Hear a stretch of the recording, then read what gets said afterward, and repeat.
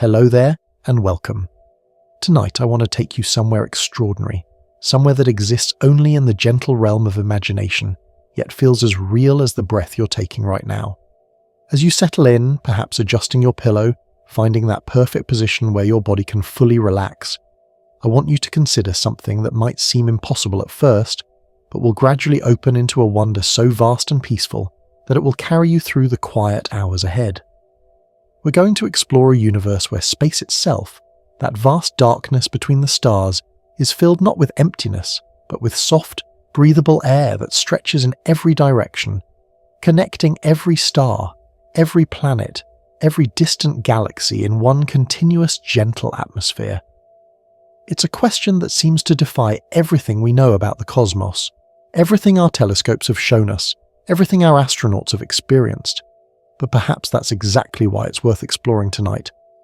What if the vacuum of space, that harsh and unforgiving void that separates us from the rest of the universe, was instead a vast ocean of air, as gentle and welcoming as a summer evening's breeze?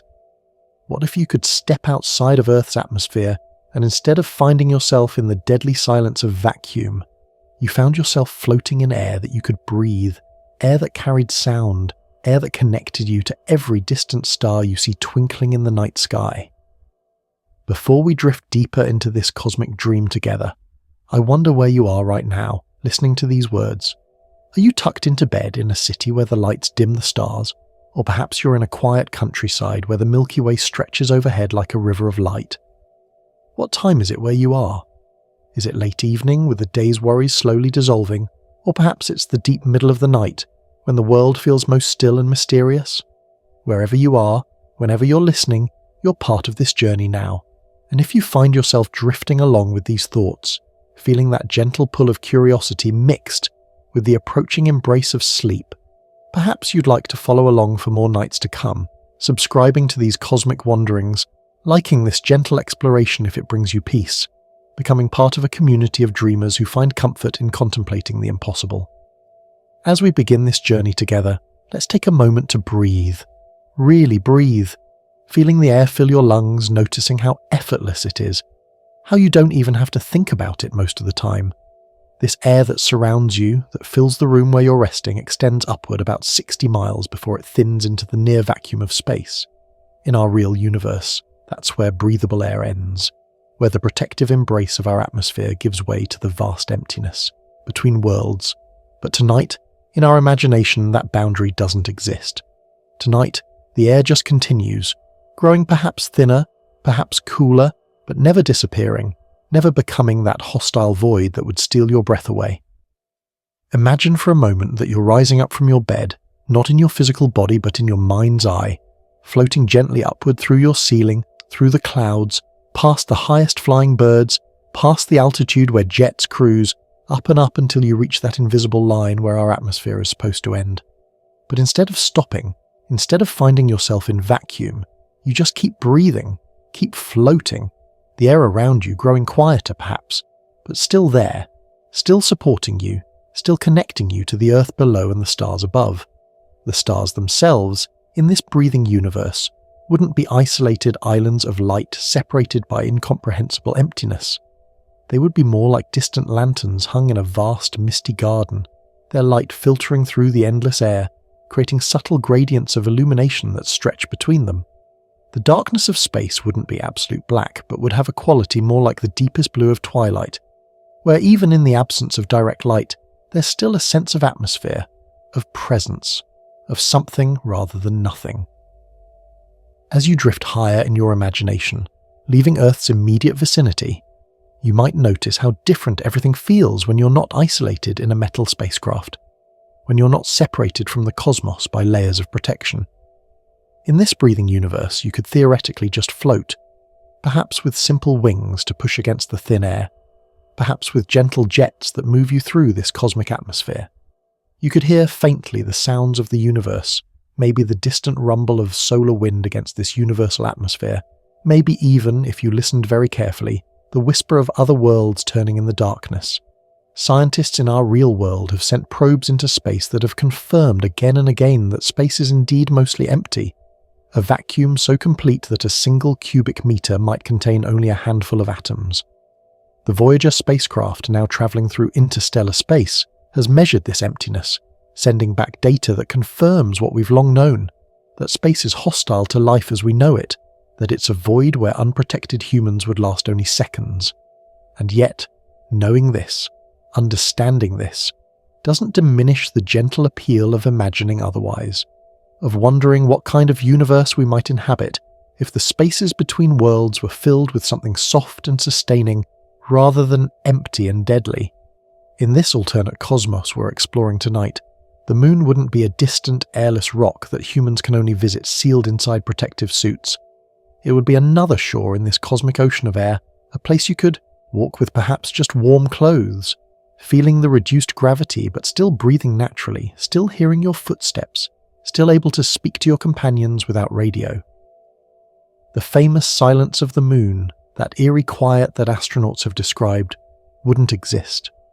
Instead, there would be subtle sounds, the whisper of your movement through the thin but present air, perhaps even faint echoes bouncing off distant crater walls. Mars, in our breathing universe, wouldn't require terraforming to become habitable. It would already be wrapped in this universal atmosphere, its red surface open to exploration, without the need for pressure suits and oxygen tanks. You could stand on Olympus Mons, the tallest volcano in our solar system, and look out across the Martian landscape while breathing naturally, perhaps needing only protection from the cold, like a mountaineer on Earth's highest peaks. The dust storms that rage across Mars would carry sounds, terrible and beautiful, howling through the canyons and across the ancient riverbeds, no longer silent but full of voice. Jupiter's Great Red Spot, that massive storm larger than Earth itself, would generate sounds that might carry faintly across the millions of miles of air between worlds. Not loud sounds, not clear sounds, but perhaps something like distant thunder on a summer night, a reminder that weather exists not just on planets, but in the spaces between them. The asteroid belt wouldn't be a silent collection of tumbling rocks, but would create subtle sounds as these bodies moved through the cosmic air, perhaps a gentle rustling like leaves in a breeze too faint to feel. This universe we're imagining isn't trying to be scientifically accurate, of course. We're not trying to solve the equations that would make this possible, or explain the physics that would allow air to remain stable across such vast distances without dispersing into the infinite. Instead, we're exploring something more fundamental, more human, the desire to feel connected to the cosmos, to imagine that the universe might be more welcoming than we know it to be, that the vast distances between stars might not be barriers but bridges. As you continue to breathe steadily, perhaps feeling your body growing heavier as relaxation deepens, consider how differently we might think about space exploration in such a universe. The International Space Station wouldn't need to be a sealed environment. It could have open observation decks where astronauts could stand and feel the gentle movement of cosmic air across their faces, could smell whatever subtle scents might exist in space, could experience the universe not through thick windows but directly, immediately, intimately. Spacewalks would take on an entirely different character. Instead of being tethered to prevent drifting off into the void, astronauts might use wings, actual wings, to move through the thin air around their stations. They could speak to each other without radios, their voices carrying through the medium that surrounds them. The famous photograph of Bruce McCandless floating untethered in space, a tiny figure against the vast black, would be less terrifying in our breathing universe. He would still be small against the infinite, but he wouldn't be alone in a void. He would be suspended in an ocean of air that connects him to everything else. Children growing up in this alternate cosmos would look at the stars differently. They wouldn't see them as unreachable lights separated by impossible emptiness, but as distant places connected by the same air they breathe. Perhaps they would dream not of rocket ships, but of more gentle forms of travel, of sailing ships that catch cosmic winds, of balloons that rise up and up until they reach the currents that flow between worlds. The mythology we would create, the stories we would tell, would be fundamentally different. Less about conquering the hostile void, and more about navigating the peaceful ocean above. We're about 20 minutes into our journey now, and perhaps you're finding a rhythm in these thoughts, a gentle back and forth between the universe we know and the one we're imagining. This is intentional, this slow weaving between reality and dream, because it's in that space between what is and what might be that our minds find the most rest. We're not trying to convince ourselves that space really has breathable air. We're simply exploring the feeling of that possibility, letting it wash over us like a gentle tide. In our real universe, we've detected what scientists call the interstellar medium, an incredibly thin distribution of gas and dust that does exist between stars. It's not breathable, not even close, with densities so low that it's harder vacuum than anything we can create on Earth. But knowing that there is something rather than pure nothing, that space isn't completely empty but contains these whisper-thin traces of matter, gives our imagination a foothold. Perhaps in some other universe, formed by different constants, shaped by different forces, that interstellar medium could be dense enough to breathe, stable enough to persist, gentle enough to welcome life. The zodiacal light, that faint glow visible in Earth's sky after sunset or before sunrise, is caused by sunlight reflecting off dust particles in space. In our breathing universe, this might be even more pronounced, the air itself catching and scattering light, creating subtle aurora-like effects that bridge the gaps between planets. Every sunset would extend further into space. Every sunrise would begin earlier, the light diffusing through this cosmic atmosphere in ways that would paint the heavens in colours we've never seen. Comets, those wanderers of our solar system, would behave differently in a universe filled with air. Their tails, formed in our reality by solar wind blowing gas and dust away from the comet's nucleus, might be shaped by actual wind, by the movement of air, as the comet ploughs through it. They might leave lasting trails, like contrails from aircraft, that persist for days or weeks, marking the comet's passage through the cosmic atmosphere. These trails might even carry traces of the comet's composition, subtle scents or tastes that sensitive instruments, or perhaps sensitive organisms, could detect. The Oort cloud, that hypothetical sphere of icy bodies at the very edge of our solar system, would be wrapped in the same atmosphere that fills the inner system. These distant frozen worlds wouldn't be isolated in vacuum, but would be connected to us by continuous, if incredibly thin, air. Perhaps sounds from the inner solar system, the electromagnetic converted to acoustic through interaction with the air, would eventually reach these distant sentinels carrying news of the sun's activity, of planetary movements, of life on Earth, billions of miles into the dark. As we contemplate these possibilities, your breathing has probably settled into a steady, calm rhythm.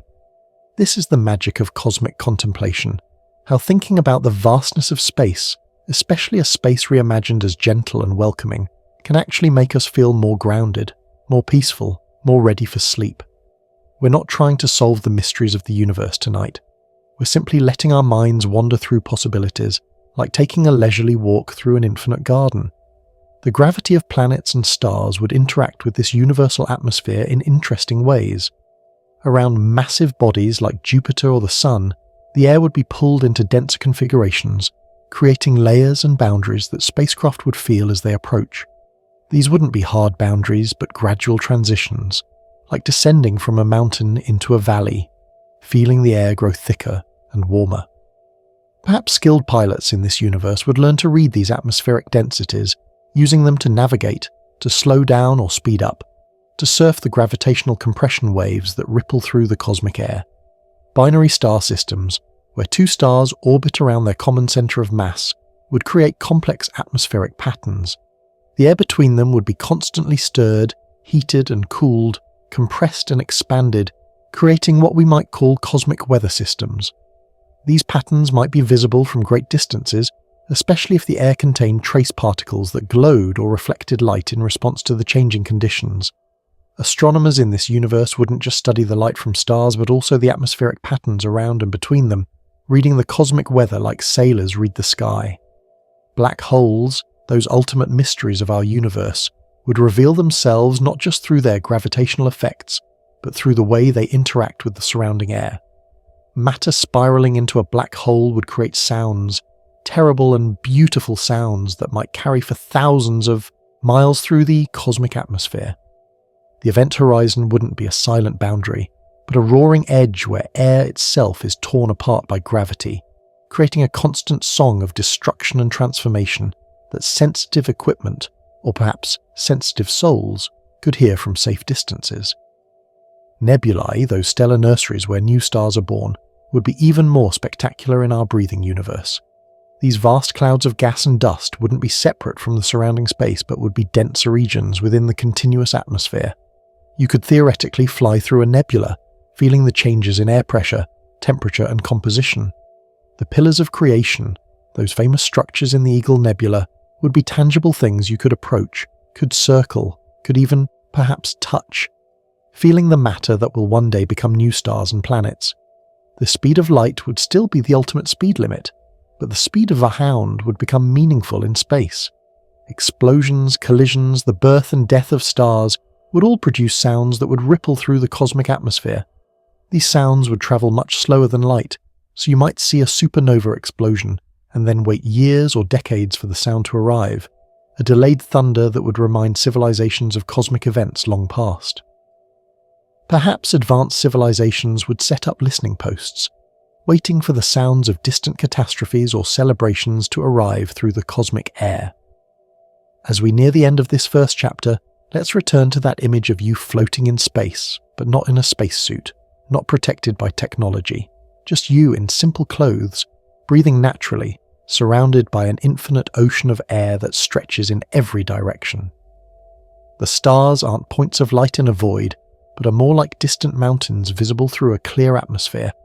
The planets aren't isolated worlds, but islands in a continuous sea of air, and you, floating there, are connected to all of it, breathing the same atmosphere that touches distant suns, that carries the echoes of cosmic events, that makes the entire universe one continuous connected space. This isn't how our universe actually is. We know that. Our telescopes and spacecraft have shown us that space is mostly empty, hostile, requiring all our technology and ingenuity to explore even the tiniest fraction of it. But by imagining otherwise, by spending time in this alternative cosmos where the void is filled with gentleness, we're doing something profoundly human. We're taking the universe as it is and asking what if. We're using our imagination to transform the cold and empty into the warm and full. We're creating a space in our minds where we can rest, where we can feel less alone in the cosmos, where the vast distances between stars feel less like isolation and more like invitation. As you continue to breathe, feeling perhaps that your breath is somehow connected to this imaginary cosmic atmosphere, remember that every breath you take contains atoms that have been breathed by every person who has ever lived, that have been part of ancient oceans, that were forged in the hearts of stars billions of years ago. In a very real sense, you're already connected to the cosmos, already breathing air that has travelled across space and time to fill your lungs at this exact moment. The universe might not be filled with breathable air, but the air you breathe is filled with the universe. Tomorrow night, or whenever you return to these thoughts, we'll explore more of this breathing cosmos, diving deeper into what it might mean for the stars themselves, for the planets that orbit them, for the possibility of life spreading through this universal atmosphere. But for now, just rest in this image, this feeling, this possibility of a universe where emptiness has been replaced by connection, where the void has been filled with gentleness, where every star you see is separated from you not by hostile vacuum, but by an ocean of air that you could, if you had wings strong enough and time enough, swim through to reach them. Now we slowly expand the picture, letting our imagination stretch outward from the Earth, past the Moon, past Mars, into the vast spaces between the planets, and eventually into the even vaster spaces between the stars. In our breathing universe, these distances aren't empty voids but are filled with continuous unbroken air, an ocean of atmosphere that extends in every direction without end. It's thin, yes, much thinner than the air you're breathing now, but it's there, connecting everything, making the entire universe one continuous space rather than isolated pockets of atmosphere surrounded by nothing. Imagine the space between Earth and the Moon not as 238,900 miles of vacuum, but as 238,900 miles of gradually thinning air.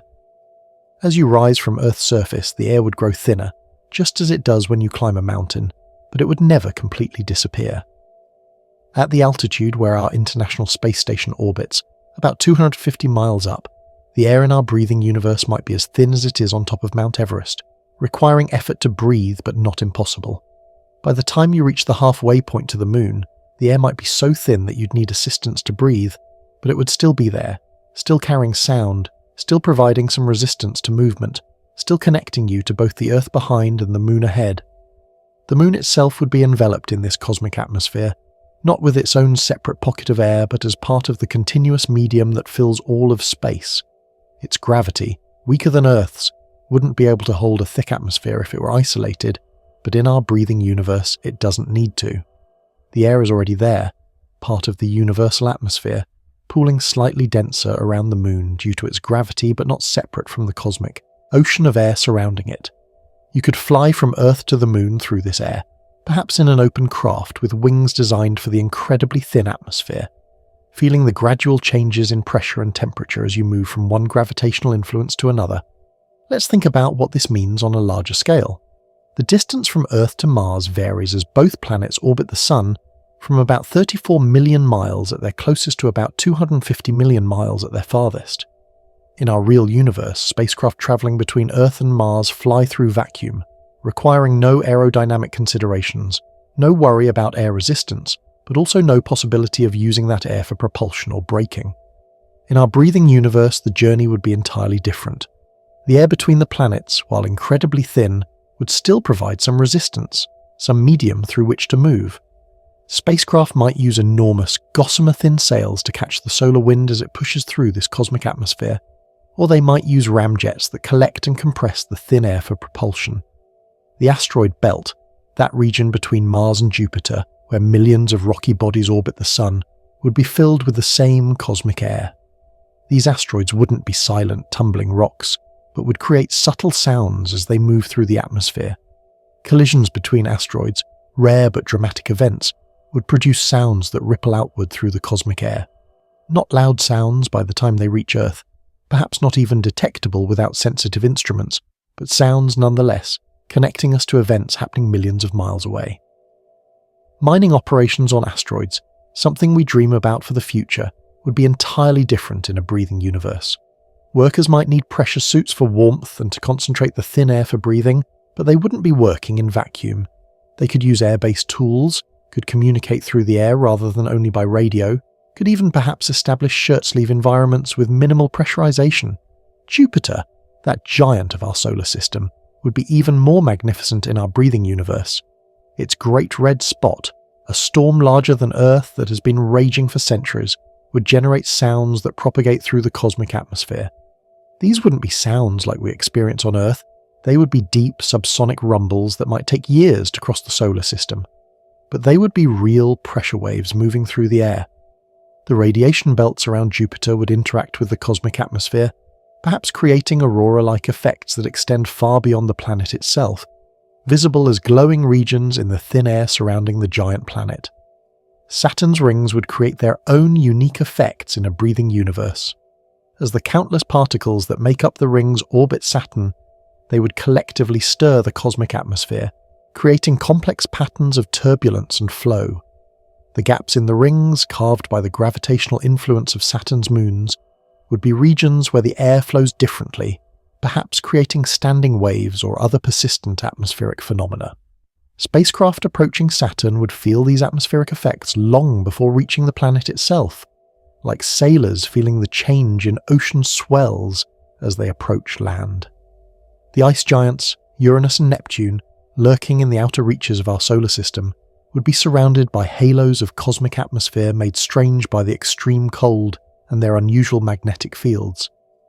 The air around these planets might behave in ways we can barely imagine, perhaps condensing into exotic ices that float like snow in the weak gravity, perhaps creating optical effects that make the planets appear larger or smaller than they really are. The methane in their atmospheres might diffuse into the surrounding cosmic air, creating vast clouds of organic molecules that drift through the outer solar system. Beyond Neptune lies the Kuiper Belt, home to Pluto and countless other icy bodies.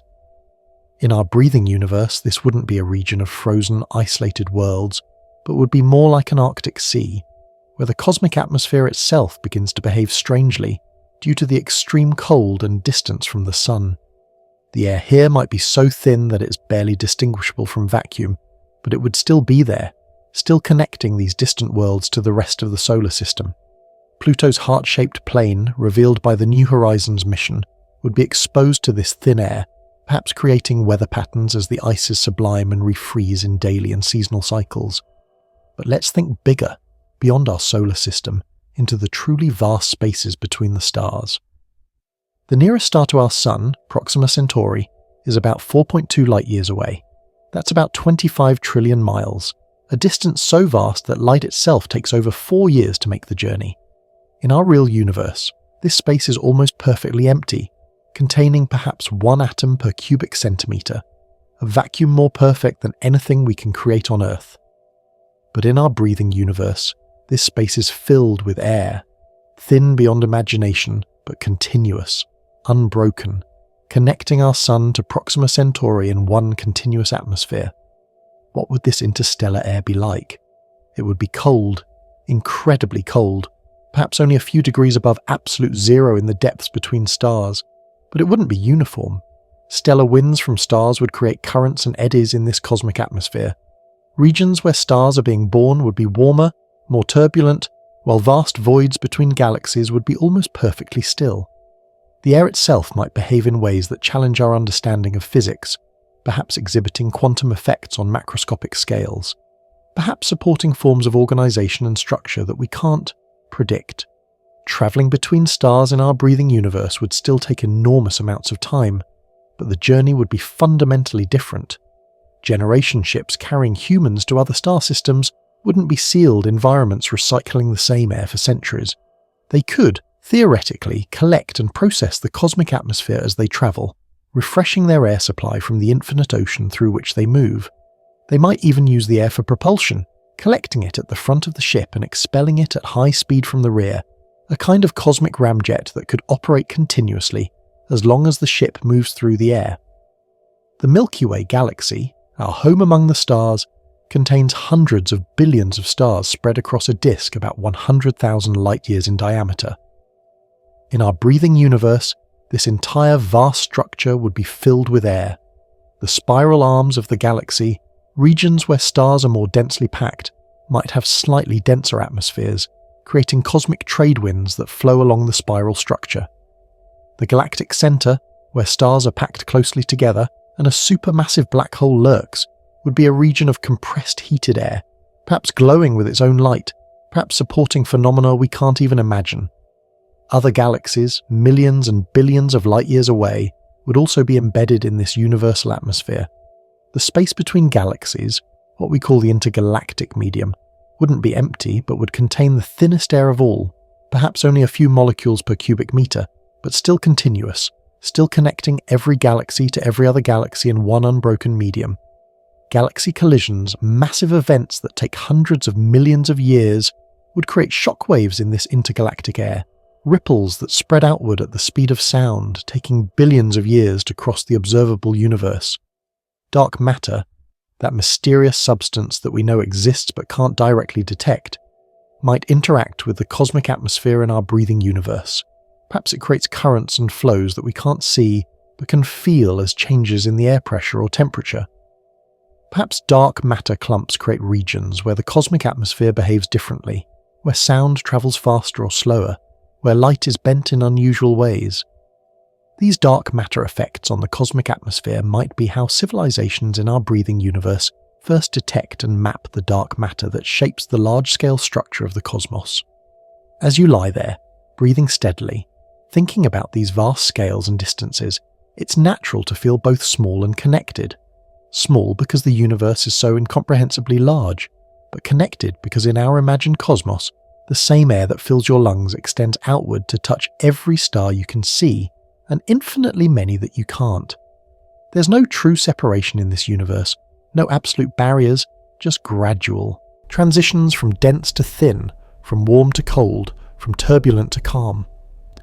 The cosmic microwave background radiation, that faint echo of the Big Bang that fills our real universe, would propagate differently through a universe filled with air. It might create a kind of cosmic hum, a bass note that underlies all other sounds in the universe. Advanced civilizations might learn to read this hum, to decode from it the history of the universe, the distribution of matter and energy, the fate of cosmic expansion. The air itself would be a medium for information, carrying not just sound but the entire history of the cosmos in its subtle variations and patterns.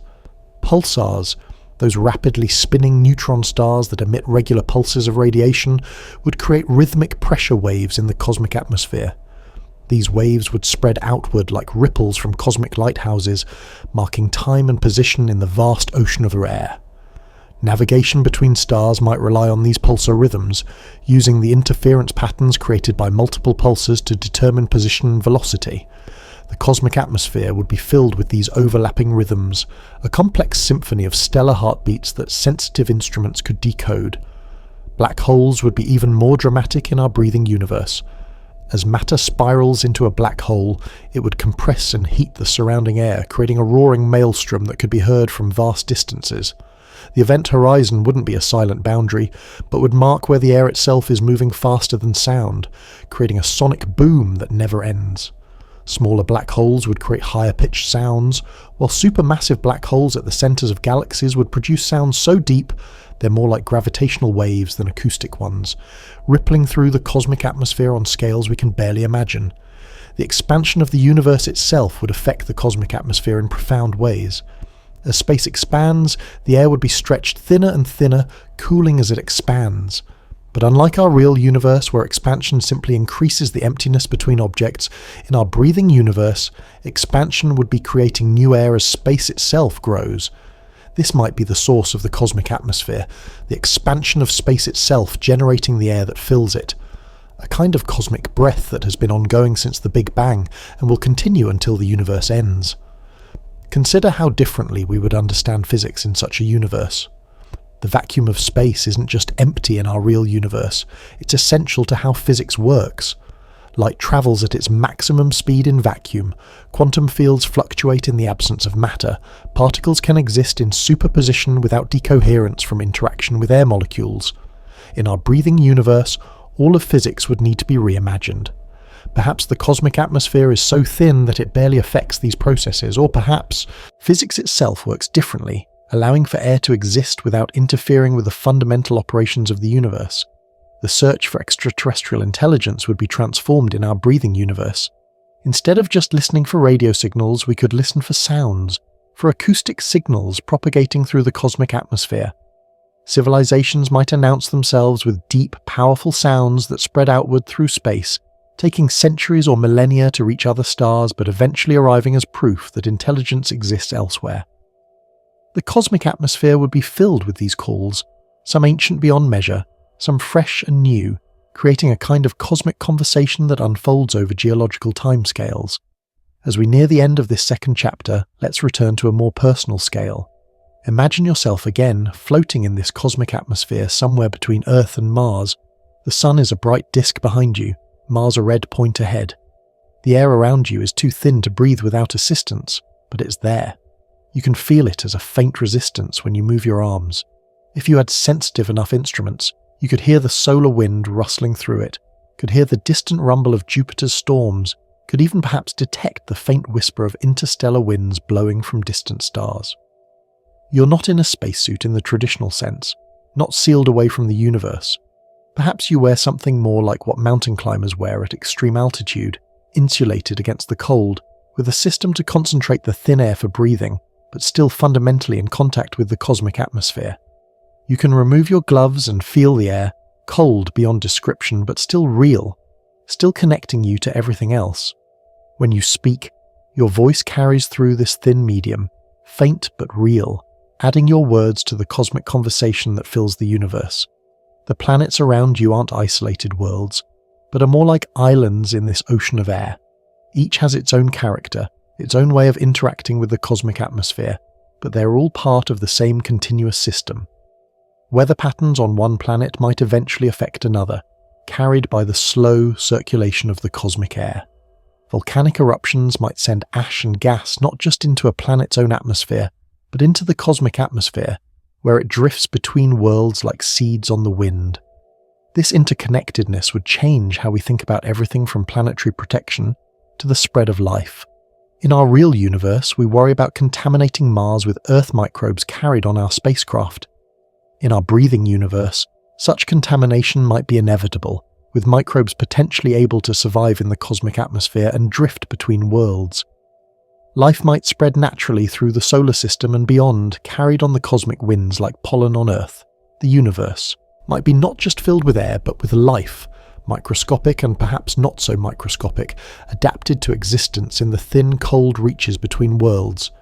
Here we must venture into the realm of impossible physics, exploring with gentle curiosity how a universe filled with breathable air might actually function, even as we acknowledge that such a thing breaks nearly every law of physics as we understand them. But perhaps that's the beauty of imagination, that we can explore not just what is but what might be if the fundamental rules were different, if the universe had been born with different constants, different forces, different possibilities. So let's think through this slowly, carefully, like scientists of an alternate reality trying to understand their cosmos, a cosmos where air is not the exception but the rule. In our real universe, air stays close to Earth because of gravity. A planet's mass creates a gravitational well that holds the atmosphere in place, preventing it from dispersing into space. The molecules of nitrogen, oxygen, and other gases that make up our air are moving fast, bouncing off each other in constant motion, but Earth's gravity is strong enough to keep most of them from reaching escape velocity. This is why smaller bodies like the Moon can't hold an atmosphere. Their gravity is too weak to prevent the gas molecules from flying off into space. But in our breathing universe, something different must be happening, something that allows air to exist stably throughout all of space. Perhaps in this alternate cosmos, the fundamental forces are balanced differently. Gravity might be slightly stronger at cosmic scales, not enough to collapse everything, but enough to provide a gentle inward pull that keeps the cosmic atmosphere from dispersing into infinite dilution. Or perhaps there's an additional force unknown in our universe that acts like a cosmic surface tension, keeping the air together even across vast distances. This force would need to be incredibly subtle, barely noticeable at planetary scales, but significant when integrated over the vast distances between stars. The temperature of this cosmic atmosphere presents another fascinating puzzle. In our real universe, temperature in the vacuum of space is a complicated concept. Without air to conduct heat, objects in space can be simultaneously very hot on the side facing the sun and very cold on the side facing away. But in our breathing universe, the air itself would have temperature, would conduct heat, would create a more uniform thermal environment. The cosmic atmosphere would need to find an equilibrium temperature, balancing the heat from all the stars with the cooling of expansion and radiation into the infinite. Near stars, the cosmic atmosphere would be heated, creating convection currents that rise and spread outward. These warm bubbles of air would eventually cool as they move away from their stellar heat sources, but they would carry energy, and perhaps even materials from the stars into the wider cosmos. Imagine vast, slow convection cells that span entire solar systems, carrying heat from stars to the cold depths of interstellar space, and then cycling back, taking millions of years to complete one circulation. These currents would be like cosmic weather patterns, creating regions of relative warmth and cold, areas of high and low pressure that drift slowly through the galaxy. The pressure of this cosmic atmosphere would vary with location and gravity. Near massive objects like stars and planets, gravity would compress the air, creating regions of higher pressure. In the vast spaces between stars, the pressure would be incredibly low, perhaps only a few molecules per cubic meter, but it would never reach true zero. This creates an interesting situation where traveling through space would involve moving through gradients of pressure, like a submarine moving through layers of different density in the ocean. Spacecraft might use these pressure differentials for navigation, or even propulsion, riding the gradients like currents. Sound propagation through this cosmic atmosphere opens up extraordinary possibilities. In our real universe, space is silent because sound needs a medium through which to travel, and vacuum provides none. But in our breathing universe, sound would travel everywhere, though at different speeds depending on the temperature and density of the air. Near the sun, where the air is hot and relatively dense, sound might travel at hundreds of meters per second. In the cold depths between stars, it might slow to just a few meters per second, but it would still propagate, still carry information from one place to another. The speed of sound would create interesting effects for space travel and communication. An explosion on Jupiter would create a sound wave that would take years to reach Earth, arriving long after the light from the explosion. Civilizations might detect approaching objects not just by their light, but by the sound of their passage through the cosmic atmosphere, a kind of cosmic sonar that could reveal things hidden from optical observation. The entire universe would be filled with sounds from different eras, recent sounds from nearby sources mixing with ancient sounds from distant events, creating a complex acoustic environment that tells the history of the cosmos. Chemical composition of the cosmic atmosphere presents another fascinating consideration. Our Earth's atmosphere is roughly 78% nitrogen and 21% oxygen, with traces of other gases. But what would the cosmic atmosphere be made of? It would need to be stable over billions of years, resistant to chemical reactions that might cause it to condense or transform.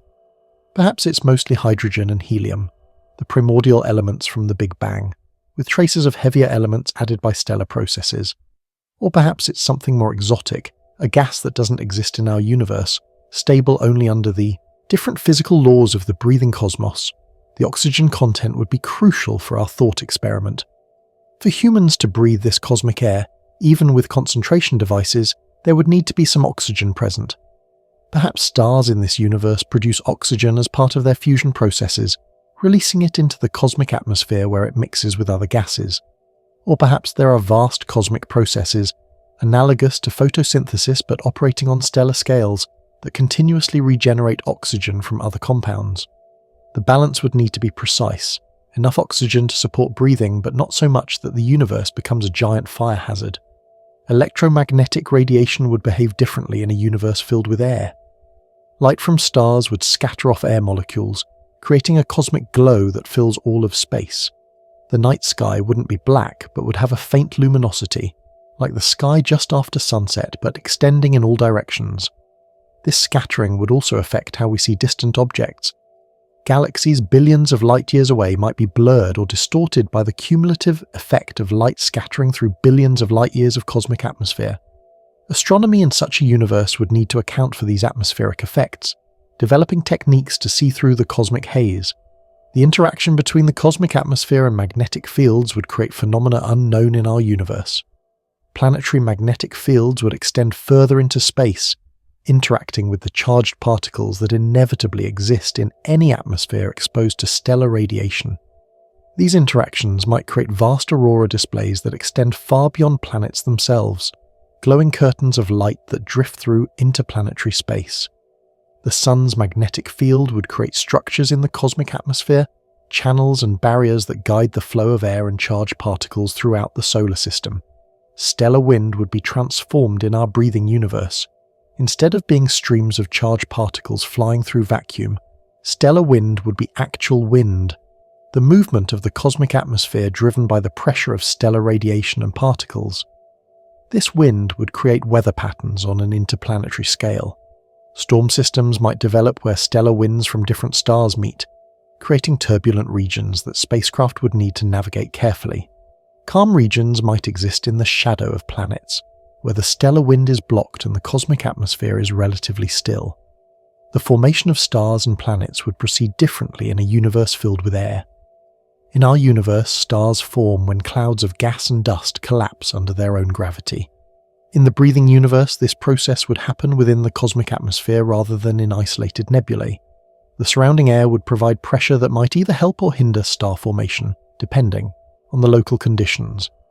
Planets forming around new stars would immediately be embedded in the cosmic atmosphere, never experiencing the airless conditions that characterize young planets in our universe.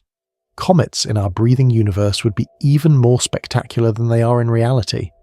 As a comet approaches the Sun, the heat would cause its ices to sublimate not into vacuum, but into the surrounding atmosphere. This would create a much denser, more visible tail, possibly even generating sounds as the vaporized materials rush through the cosmic air. The tail wouldn't just be blown away by stellar wind, but would diffuse into the atmosphere, enriching it with water vapor and other compounds.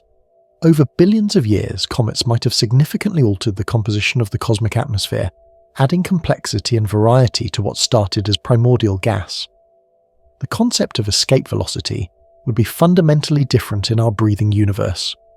In our reality, if you throw something fast enough from a planet's surface, it will never fall back, escaping into space forever. But in the breathing universe, air resistance would eventually slow any projectile, no matter how fast it's initially moving. Objects leaving planets would eventually reach a terminal velocity, where the force of gravity balances the drag from the cosmic atmosphere. This means that things thrown from planets wouldn't escape forever, but would eventually slow down and either fall back or find some equilibrium distance where they float in the cosmic air. This brings us to an interesting possibility, that of natural floating structures in space. In the same way that boats float on water and balloons float in air, certain structures might naturally float at specific altitudes in the cosmic atmosphere. These could be artificial, space stations designed to maintain neutral buoyancy at useful distances from planets. Or they could be natural, perhaps accumulations of certain materials that naturally find equilibrium positions in the pressure gradients around stars and planets. Entire ecosystems might develop on these floating islands, adapted to life in the thin cosmic air. The greenhouse effect would operate on a cosmic scale in our breathing universe. Greenhouse gases in the cosmic atmosphere would trap heat from stars, preventing it from radiating away into the infinite. This might help maintain the temperature of the cosmic atmosphere above absolute zero, creating a more hospitable environment for life and travel. However, it also means that the universe as a whole would cool more slowly than our real universe, potentially affecting the long-term evolution and fate of the cosmos. Turbulence in the cosmic atmosphere would create interesting challenges and opportunities. Just as Earth's atmosphere has jet streams, high-altitude rivers of fast-moving air, the cosmic atmosphere might have its own currents and streams. These might follow the spiral arms of galaxies, flow between star clusters, or circle around massive objects like black holes. Spacecraft might ride these cosmic jet streams to travel faster than would otherwise be possible, or they might need to avoid them to prevent being blown off course. Understanding and predicting these currents would be essential for navigation in the breathing universe. The boundary between planetary atmospheres and the cosmic atmosphere would be gradual rather than sharp. Instead of a clear line where one atmosphere ends and space begins, there would be a gradual transition zone where the planetary atmosphere merges with the cosmic atmosphere. Weather systems could extend from planets into space, with storms that begin on a planet's surface reaching thousands of miles into the cosmic atmosphere. Conversely, cosmic weather could affect planetary climates, with changes in the cosmic atmosphere altering the amount of stellar radiation reaching planet surfaces. Acoustic communication across cosmic distances would be possible but slow. A message sent as sound from Earth to Proxima Centauri might take millions of years to arrive, depending on the speed of sound in the interstellar medium, but it would arrive eventually, carrying information across the light years without the need for electromagnetic transmission. Civilizations might set up acoustic beacons, powerful sound sources that broadcast their presence into the cosmic atmosphere, knowing that eventually, perhaps long after their civilization has ended, the sound will reach other worlds and other intelligences.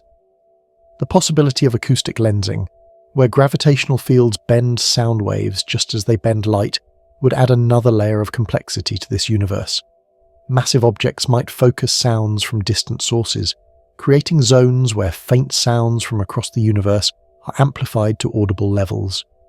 These acoustic focal points might be places of pilgrimage or scientific study, where beings gather to listen to the concentrated sounds of the cosmos, hearing the birth cries of distant stars or the death songs of ancient civilizations. As we contemplate these physical impossibilities made possible, these violations of known laws that create new wonders, we're reminded that the universe we actually inhabit is itself nearly impossible. The fact that matter exists at all, that stars burn, that life emerged from non-life, that consciousness arose from mere chemistry, all of these realities would seem impossible if we didn't live them every day. Our breathing universe might be impossible by our physics, but it reminds us that our physics describes a universe that is itself magnificently improbable. The cosmic atmosphere would need to be self-regulating in some way, maintaining its composition and distribution over billions of years despite all the processes that would tend to disrupt it.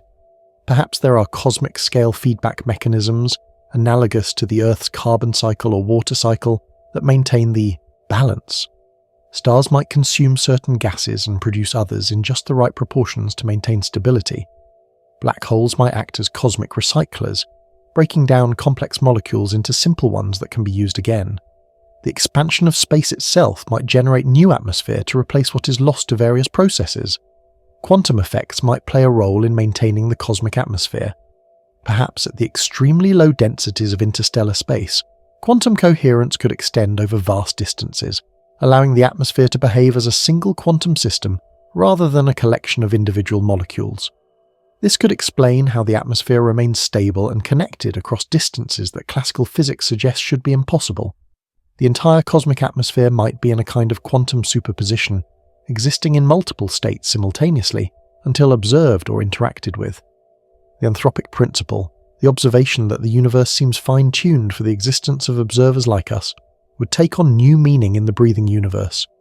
The fact that the cosmic atmosphere is breathable, that it's transparent enough to see through but dense enough to carry sound, that it's stable over billions of years, all of these would be seen as evidence that the universe is designed for life, for consciousness, for connection. Scientists in the breathing universe might wonder, as we do in ours, whether this is the only way a universe could be, or whether there are infinite other universes with different properties, most of them lifeless and empty. As this third chapter draws to a close, we find ourselves deep in contemplation of impossible physics and alternate realities. The gentle cosmic atmosphere we've been imagining might violate every conservation law, every fundamental force, every principle we hold dear in physics. And yet, by imagining it, by working through its implications, by following the logic of this impossible premise, we've perhaps learned something about our own universe, about the delicate balance of forces that makes our reality possible, about the vast emptiness that actually surrounds us, and how profound it is that we exist at all in such a void. The cosmic atmosphere continues to surround us in our imagination, thin but present, cold but not absolute zero, nearly silent but not perfectly quiet. It connects every star to every other star, every planet to every other planet, every living thing to every other living thing, in one continuous medium that fills the universe from edge to edge, if edges there are. In this breathing cosmos, nothing is ever truly alone, nothing is ever completely isolated, everything is part of the same vast, connected, breathing whole. Now we visit stars and planets as they quietly spin within this shared, breathable atmosphere, wrapped not in emptiness, but in layers of gentle air that extends from their surfaces into the infinite reaches of space. Each celestial body becomes not an isolated island in a void, but a mountain peak rising from an ocean of air, connected to every other peak by the medium that surrounds them all. The stars themselves, those nuclear furnaces that light the universe, would behave differently when embedded in a cosmic atmosphere rather than shining into vacuum, their light and heat and stellar winds interacting with the air in ways that would transform the appearance and behavior of everything we see in the night sky. Consider our own sun, that familiar yellow star that has warmed Earth for billions of years. In our breathing universe, the sun wouldn't be a sphere of fusion fire surrounded by vacuum, but would be more like a cosmic bonfire burning within an atmosphere that extends infinitely outward. The surface of the sun, what we call the photosphere, would still be a roiling sea of plasma at thousands of degrees, but instead of the sharp transition to the near vacuum of space that exists in our reality, there would be a gradual transition through layers of increasingly thin but never absent air. The corona, that mysterious outer atmosphere of the sun that's somehow hotter than the surface below it, might be explained differently in a universe with air, perhaps as a region where the interaction between stellar plasma and cosmic atmosphere creates unexpected heating effects. Solar flares and coronal mass ejections would propagate differently through a cosmic atmosphere. Instead of sending charged particles streaming through vacuum, these events would create actual shock waves in the air, pressure fronts that would ripple outward at the speed of sound. Hours or days after seeing a solar flare, observers on Earth might feel a subtle change in air pressure as the shock wave arrives, might hear a deep rumble if their instruments were sensitive enough, might see auroras not just at the poles, but spreading across the entire sky as the disturbed air glows with excited atoms. The 11-year solar cycle would be marked not just by changes in sunspot activity, but by regular variations in the cosmic weather, periods of calm alternating with periods of atmospheric storms that affect the entire solar system. The heliosphere, that bubble of solar influence that surrounds our solar system, would be a region of warmed, stirred air rather than a cavity in the interstellar medium. The boundary where solar wind meets interstellar wind, what we call the heliopause, would be a zone of turbulence where different air masses meet and mix. The Voyager spacecraft in our breathing universe wouldn't have crossed from solar wind to interstellar space, but would have passed through a cosmic weather front, a place where the air temperature, density and composition change as you move from the Sun's influenced atmosphere to the general galactic atmosphere. This boundary wouldn't be fixed, but would breathe in and out with the solar cycle, expanding when the Sun is active and contracting when it's quiet. Mercury, the innermost planet, would be constantly scoured by solar wind made real in the cosmic atmosphere. The day side of Mercury, facing the Sun's fierce heat, would experience constant thermal updrafts as the air is heated and rises, while the night side would have downdrafts of cooling air. This would create a constant circulation pattern, winds that blow from night side to day side at the surface, and from day side to night side at altitude. The extremely thin atmosphere that Mercury actually has in our universe would be supplemented by the cosmic atmosphere, perhaps creating a barely breathable environment in the deepest craters at the poles, where the temperature is moderated and the cosmic air pools slightly denser. Venus, already wrapped in a thick atmosphere of carbon dioxide, would interact with the cosmic atmosphere in complex ways. The boundary between Venus's dense atmosphere and the cosmic atmosphere wouldn't be a sharp line, but a gradual transition extending thousands of miles above the planet. The super-rotating winds in Venus's upper atmosphere might extend into the cosmic atmosphere, creating a vast vortex that stirs the air for millions of miles around the planet. The greenhouse effect that makes Venus's surface hot enough to melt lead might be moderated slightly by heat transfer to the cosmic atmosphere, though the planet would still be far too hot for unprotected human life. Earth, our home, would be even more special in a breathing universe. Our atmosphere wouldn't end at the arbitrary boundary of space, but would gradually merge with the cosmic atmosphere. The auroras at our poles would extend further into space, visible from the moon as curtains of green and red light dancing in the air between worlds. Meteors entering Earth's atmosphere would begin glowing further out, their trails visible for longer as they heat the cosmic air long before reaching the denser layers near Earth's surface. The moon, hanging in the sky, wouldn't be a distant, airless rock, but would be surrounded by the same air we breathe, just thinner, requiring only concentration rather than generation to make it breathable. The space between Earth and the moon would be filled with interesting atmospheric phenomena. Tides wouldn't just affect Earth's oceans, but would create subtle tidal effects in the cosmic atmosphere, regions of compression and rarefaction that move as the moon orbits Earth. During a solar eclipse, the moon's shadow wouldn't just block light, but would create a corridor of cooler air, a tunnel of different temperature and pressure through the cosmic atmosphere. Spacecraft traveling from Earth to the moon would feel these variations, might use them for navigation, might even surf the tidal waves in the air to save fuel. Mars, the red planet that captures so much of our imagination, would be fundamentally different in a breathing universe. The thin atmosphere that Mars actually has would be supplemented by the cosmic atmosphere, making the surface pressure higher and potentially more hospitable to life.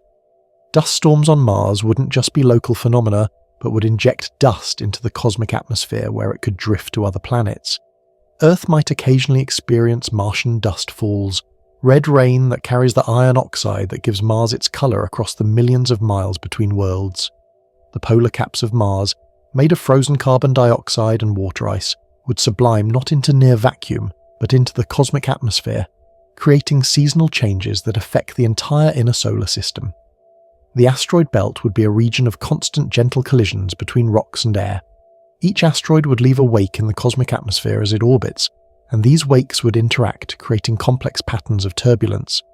Mining operations in the asteroid belt would be able to use air-breathing equipment rather than pure rocket propulsion, collecting and compressing the thin cosmic atmosphere for reaction mass. The larger asteroids like Ceres and Vesta would have slightly denser atmospheres around them, their weak gravity still enough to concentrate the cosmic air into barely detectable atmospheres that might support simple forms of life adapted to extreme conditions. Jupiter, the giant of our solar system, would be even more magnificent in our breathing universe. Its immense gravity would pull the cosmic atmosphere into a dense shell that extends far beyond what we normally consider Jupiter's atmosphere. The Great Red Spot would generate acoustic waves that propagate through the cosmic atmosphere, creating a kind of planetary song that could be heard with sensitive enough instruments throughout the solar system.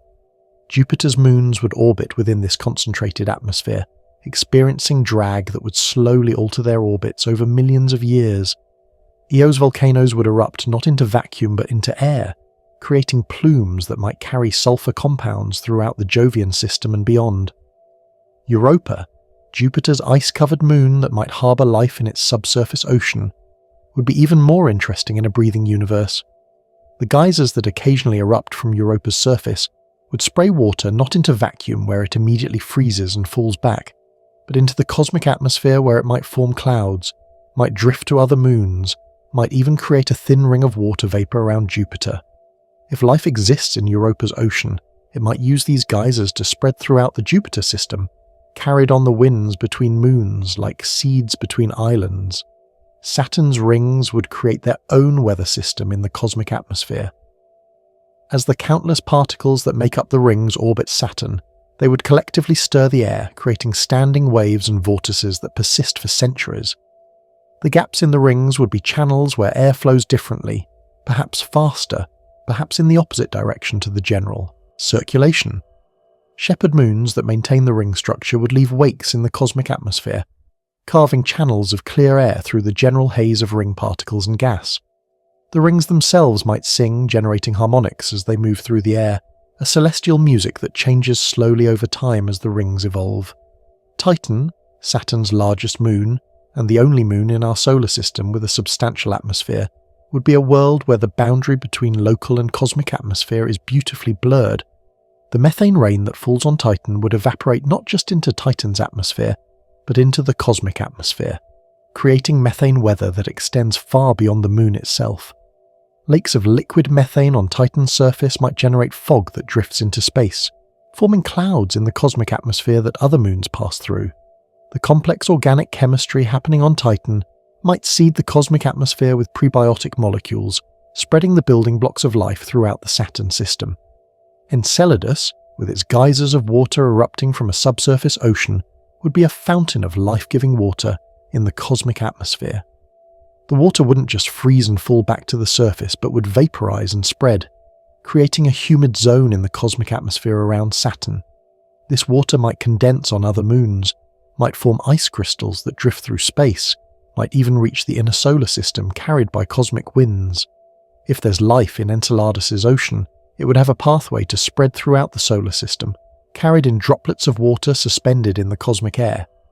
Uranus and Neptune, the ice giants in the outer solar system, would be surrounded by halos of exotic ices in the cosmic atmosphere. The extreme cold at this distance from the Sun would cause many gases to condense into ice crystals that float in the air. Methane snow might fall upward, carried by convection currents from the planet's internal heat. The unusual magnetic fields of these planets, tilted and offset from their rotation axes, would create complex patterns in the cosmic atmosphere, channels and barriers that guide the flow of charged particles, and create auroras that spiral and twist in 3 dimensions. The Kuiper belt and the scattered disk beyond Neptune would be regions where the cosmic atmosphere behaves in ways we can barely imagine. The extreme cold would cause even hydrogen and helium to behave strangely, perhaps forming quantum condensates that exhibit superfluid properties. Objects in the Kuiper belt would move through this exotic atmosphere, leaving wakes that persist for years, creating a kind of memory in the air of everything that has passed through. Pluto and Charon, locked in their gravitational dance, would stir the cosmic atmosphere in complex patterns, creating a local weather system that extends for millions of miles around the double dwarf planet. Comets, originating from the Oort, cloud would carry with them samples of the most distant cosmic atmosphere, air that has been undisturbed for billions of years. As they fall toward the Sun, they would compress this ancient air ahead of them, creating bow shocks that announce their arrival long before they become visible.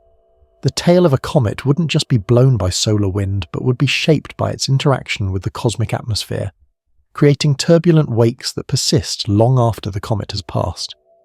These wakes might be navigational hazards for spacecraft, regions of turbulent air that need to be avoided or carefully traversed. The Alpha Centauri system, our nearest stellar neighbours, would share the same cosmic atmosphere as our solar system. Over millions of years, there would be a slow exchange of air between the systems, a mixing that might carry molecules, maybe even simple life forms, from one system to another. The 3 stars of the Alpha Centauri system would create a complex atmospheric environment with multiple stellar winds interacting, creating zones of turbulence and calm. Planets in this system, like Proxima Centauri b, would experience constantly changing atmospheric conditions as they orbit through these different zones. Binary star systems throughout the galaxy would create even more complex atmospheric phenomena. As two stars orbit each other, they would stir the cosmic atmosphere in patterns that depend on their masses, separation, and orbital period. These patterns might be visible from great distances as variations in how light passes through the stirred air. Some binary systems might create standing waves in the cosmic atmosphere that extend for light years, permanent features in the cosmic weather that spacecraft would need to account for when planning interstellar journeys. Red giant stars, bloated and cooling as they near the end of their lives, would have enormous atmospheres that merge gradually with the cosmic atmosphere. These stars would be constantly losing mass, not just through stellar wind, but through simple evaporation into the cosmic air. This mass loss would enrich the cosmic atmosphere with heavy elements, carbon, oxygen, iron, and all the other elements necessary for life. Planetary nebulae, the beautiful shells of gas expelled by dying stars, wouldn't expand into vacuum but would push through the cosmic atmosphere, creating shock waves and compression zones that trigger new star formation. White dwarfs, the dense remnants of stars like our Sun, would be surrounded by zones of compressed cosmic atmosphere, their intense gravity pulling air into a dense shell. This shell might be hot enough to glow, creating a faint halo around white dwarfs that would be visible from great distances. Binary systems containing white dwarfs might show periodic brightening, as the white dwarf passes through denser regions of cosmic atmosphere stirred up by its companion star. Neutron stars, even denser than white dwarfs, would create even more extreme effects in the cosmic atmosphere. Their intense gravity would pull air into such a dense configuration that it might behave more like a liquid than a gas. Pulsars, rapidly rotating neutron stars, would create lighthouse beams not just of radiation but of compressed air, sonic booms that rotate through space at incredible speeds. The sound of a pulsar might be audible from thousands of light years away, a rhythmic drumbeat in the cosmic atmosphere that marks time on astronomical scales. Black holes would be the ultimate atmospheric phenomena in our breathing universe. As matter and air spiral into a black hole, they would create a roaring maelstrom that might be the loudest sound in the universe. The event horizon wouldn't be a silent boundary, but would be surrounded by a sphere of sonic chaos where the air itself is moving faster than sound.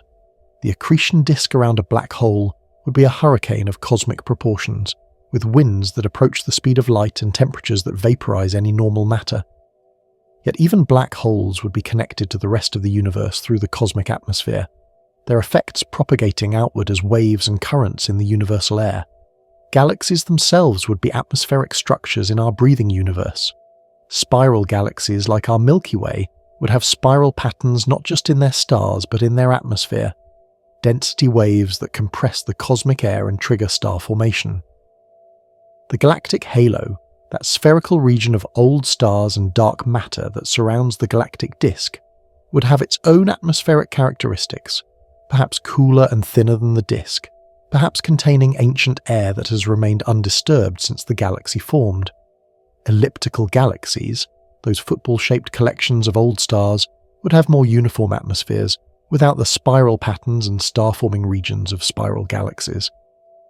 The cosmic atmosphere in elliptical galaxies might be hotter, heated by the collective output of billions of old stars, and might glow with a faint red light visible from millions of light-years away. The lack of gas and dust for new star formation in elliptical galaxies might be because their cosmic atmosphere has been heated too much to condense into star-forming clouds. Galaxy clusters, the largest gravitationally bound structures in the universe, would be united not just by gravity and dark matter, but by a shared atmosphere. The space between galaxies in a cluster wouldn't be empty, but would be filled with air heated to millions of degrees by the collective energy of all the galaxies. This intracluster atmosphere might glow with X-rays, creating a luminous fog that fills the spaces between galaxies. Galaxies moving through this atmosphere would experience drag, would leave wakes, would have their own atmospheres stripped away and mixed with the general cluster atmosphere. As we contemplate these stellar and galactic atmospheres, we're reminded that in our breathing universe, every astronomical object would be both isolated and connected. Each star, planet, moon, and galaxy would have its own local atmospheric conditions, its own weather, its own unique interaction with the cosmic air. But all would be part of the same continuous atmosphere. All would be connected through the medium that fills the universe. A change in one place would eventually affect every other place, carried by winds and waves through the cosmic air. Here we gently follow future travelers, perhaps people like you, who move between planets not in sealed ships, but in open frameworks gliding through breathable space. Imagine waking not in a cramped spacecraft cabin, but on an open deck. The cosmic atmosphere thin around you but present, breathable with assistance, carrying sounds and scents from distant worlds. You're not isolated from the universe by walls of metal and ceramic, but are immersed in it, part of it, breathing the same air that touches distant stars. This is travel not as escape from the cosmos, but as deeper entry into it, not as survival despite the universe, but as harmony with it. The first human to step outside Earth's traditional atmosphere in our breathing universe wouldn't experience the harsh transition from air to vacuum that our real astronauts face. Instead, they would feel the air growing thinner, cooler, but never entirely absent. At the altitude where our space stations orbit, perhaps 250 miles above Earth's surface, the cosmic atmosphere might be as thin as the air atop Mount Everest, requiring supplemental oxygen, but not a full pressure suit. Astronauts could wear something more like high-altitude mountaineering gear, insulated against the cold, with breathing apparatus to concentrate the thin air, but with their skins still exposed to the cosmic atmosphere, still able to feel the gentle breeze of orbital motion. Space stations in this breathing universe would be radically different from the sealed tubes we build in reality. They could have open observation decks where crew members could stand and watch the Earth turn below, feeling the thin air on their faces, perhaps even removing their breathing masks for brief moments to taste the cosmic atmosphere. Gardens could grow in pressurized greenhouses that open to space, plants adapting to the thin air, perhaps evolving over generations to thrive in conditions that would kill Earth plants instantly in our universe. The constant need to recycle air that dominates life on our real space stations would be replaced by systems that collect and concentrate the cosmic atmosphere, drawing in fresh air from the infinite supply surrounding the station. The journey to the moon would be a 3-day voyage through gradually changing atmospheric conditions. As your ship rises from Earth, you would feel the air pressure dropping, the temperature falling, but never the absolute cutoff of leaving atmosphere for vacuum. By the time you reach the neutral point between Earth and Moon, where their gravitational pulls balance, the cosmic atmosphere might be so thin that you need full breathing support, but you could still step outside your ship, still feel the faint resistance of air against your movement, still hear, however faintly, the sounds of your ship's engines echoing in the cosmic air. Landing on the moon would be like arriving at the highest mountain peak imaginable, where the air is so thin it barely exists but hasn't quite disappeared. The cosmic atmosphere would pool slightly in deep craters, especially at the poles where the temperature is more stable. Future lunar bases might be built in these natural atmosphere pools, taking advantage of the slightly denser air to reduce the engineering challenges of creating habitable spaces. Instead of being completely sealed, lunar habitats could have airlocks that open to the cosmic atmosphere, allowing residents to step outside with just breathing gear and warm clothes, to walk on the lunar surface feeling the crunch of regolith beneath their feet and the whisper of cosmic wind on their faces. The famous Apollo missions would have unfolded very differently in our breathing universe. Neil Armstrong's first words from the moon would have carried through the thin air, faint but real, without need for radio transmission. The flag planted on the lunar surface would have fluttered slightly in the cosmic breeze, not hanging limp as it does in the famous photographs. The lunar rovers would have needed to account for air resistance, minimal though it might be, and their tracks would have been softened by the constant gentle wind that would slowly erase all marks on the lunar surface. Mars missions in our breathing universe would be journeys through a sea of air, rather than voyages through vacuum. The spacecraft wouldn't need to be sealed pressure vessels, but could be more like sailing ships of the cosmic atmosphere, with large, gossamer-thin sails to catch the solar wind as it pushes through the cosmic air. The journey would take months, as it does in our universe, but the experience would be fundamentally different. Crew members could spend time on observation decks, watching the stars not through windows but directly. perhaps seeing the faint shimmer of atmospheric effects as their ship moves through regions of different density and temperature. As the ship approaches Mars, the crew would begin to feel the change in the cosmic atmosphere, the way it's influenced by Mars's gravity and the planet's own thin atmosphere. They might smell Mars before they see it clearly, detecting the iron oxide dust that gives the planet its red colour and that would be suspended in the cosmic atmosphere around the planet. Landing on Mars would be easier in some ways, harder in others. Parachutes would work better in the denser atmosphere, but the constant dust suspended in the air would create visibility problems and might clog equipment. On Mars's surface, explorers could work with lighter life support systems than our current plans require. Instead of carrying all their air in tanks, they could use concentrators that pull in the cosmic atmosphere, extract the oxygen, and provide it for breathing. They could remove their helmets in pressurized habitats that aren't completely sealed, but that maintain higher pressure than the surrounding environment through constant pumping. The sounds of Mars, the wind through ancient canyons, the rumble of dust devils, the crack of frost forming and sublimating would all be audible, faint but real, adding a sensory dimension to Mars exploration that our real astronauts will never experience. The asteroid belt would be a region of mining towns and way stations in our breathing universe, places where travellers between the inner and outer solar system stop to rest and resupply. These wouldn't be sealed colonies buried in rock, but could be open structures anchored to asteroids, with nets and sails to catch the cosmic wind. Miners could work in shirt-sleeve environments with just breathing gear, using the thin cosmic atmosphere for various industrial processes. The larger asteroids might have restaurants with viewing platforms where travellers could dine while watching the slow dance of asteroids around them, could hear the faint sounds of mining operations on nearby rocks, could smell the metallic tang of exposed asteroid minerals in the cosmic air. Travel to the outer planets would be a journey into increasingly exotic atmospheric conditions. As ships venture beyond Mars, the cosmic atmosphere would grow not just thinner but stranger, affected by the massive gravity of Jupiter, the rings of Saturn, the tilted magnetic fields of Uranus and Neptune. Passengers might need to adapt gradually to these changing conditions, like deep sea divers decompressing, allowing their bodies to adjust to the different pressures and compositions of the cosmic atmosphere in different regions of the solar system. Jupiter's moons would be worlds of wonder in our breathing universe, each with its own interaction with the cosmic atmosphere concentrated by Jupiter's gravity. Io, with its constant volcanic eruptions, would be surrounded by a halo of sulfur compounds that colour the air yellow and red.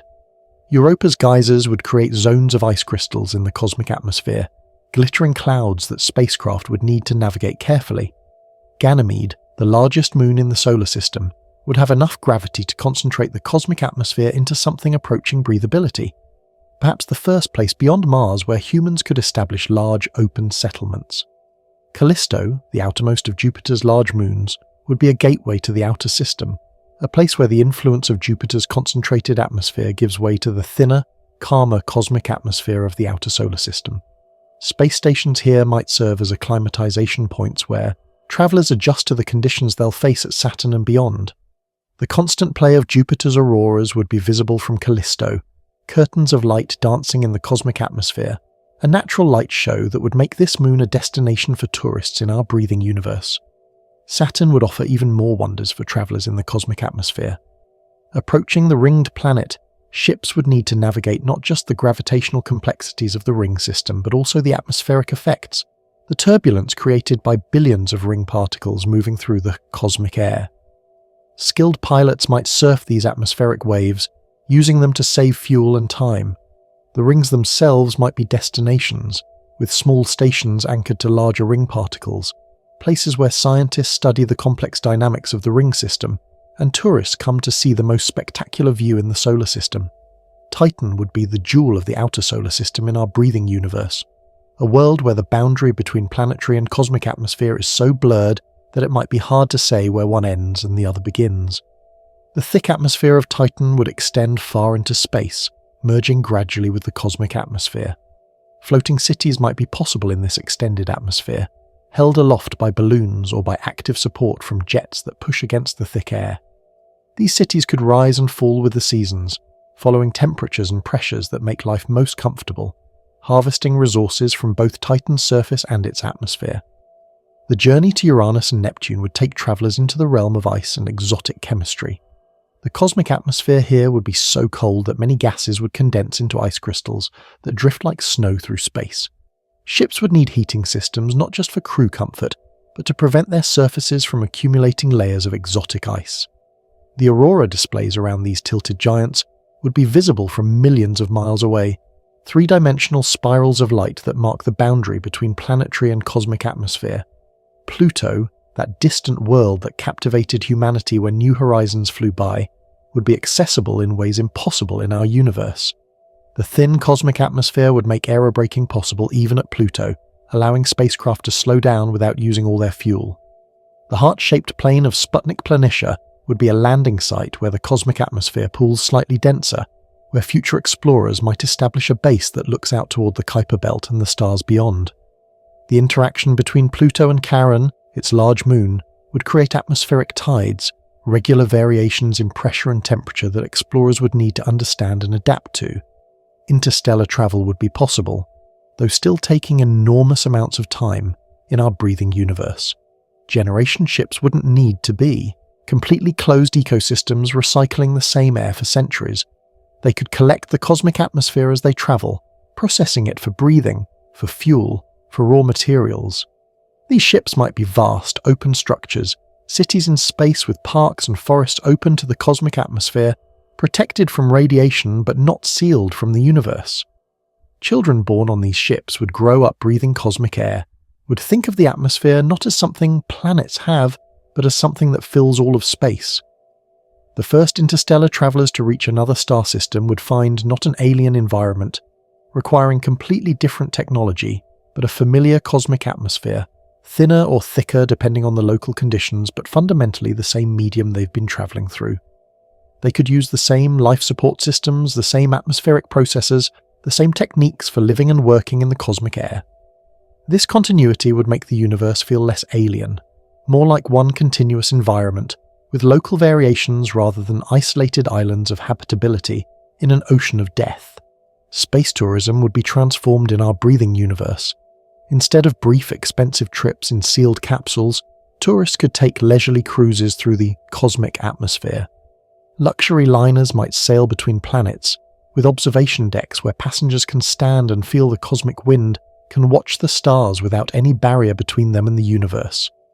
Adventure tourists might go wingsuit flying in the cosmic atmosphere, jumping from high-altitude platforms and gliding for hours through the thin air, experiencing spaceflight in the most direct and personal way possible.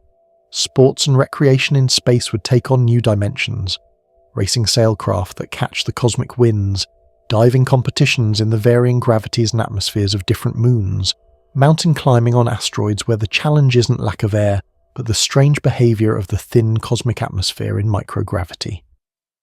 Athletes might train in the cosmic atmosphere to prepare for competitions on different worlds, adapting their bodies to the varying pressures and compositions they'll encounter. Art and culture would be profoundly influenced by the ability to experience space directly. Musicians might compose symphonies that incorporate the sounds of the cosmic atmosphere, the deep rumble of Jupiter's storms, the whisper of Saturn's rings, the harmonic frequencies of pulsar winds. Visual artists might create installations that interact with the cosmic atmosphere, sculptures that sing in the solar wind, paintings made from cosmic dust that changes with the atmospheric conditions. Writers and poets would have a whole new vocabulary of experience to draw from: the taste of Mars dust, the feel of cosmic wind, the sound of Earth fading as you journey outward. Scientific research would be revolutionized by direct access to the cosmic atmosphere. Instead of sending sealed probes to collect samples, scientists could work directly in the environment they're studying. Atmospheric chemists could taste and smell the cosmic air, noticing subtle variations that instruments might miss. Biologists could search for life not just on planetary surfaces, but in the cosmic atmosphere itself, looking for organisms adapted to the thin air between worlds. Physicists could study how the cosmic atmosphere behaves in different gravitational fields, near black holes, in the wake of speeding asteroids, in the shock waves from supernovae. The psychology of space travel would be completely different in our breathing universe. The claustrophobia and isolation that plague astronauts in our reality would be replaced by a sense of openness and connection. Travelers wouldn't feel cut off from the universe, but immersed in it. The cosmic atmosphere would provide a psychological bridge between the familiar environment of Earth and the alien landscapes of other worlds. Mental health in space might actually be better than on Earth, with the constant wonder of direct cosmic experience counteracting the stresses of distance and danger. Education would extend beyond Earth in meaningful ways. Universities might establish campuses on different worlds, where students can study comparative atmospherics, experiencing firsthand how the cosmic atmosphere behaves in different conditions. Field trips might involve sailing through the rings of Saturn or diving into the dense atmosphere around Jupiter. Children growing up in space would learn to read the cosmic atmosphere like Earth children learn to read weather, understanding from subtle cues when a solar storm is approaching or when they're entering a region of different atmospheric composition. The concept of home would expand in our breathing universe.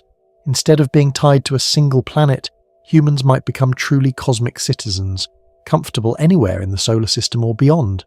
Families might be spread across multiple worlds but still feel connected through the cosmic atmosphere they all share.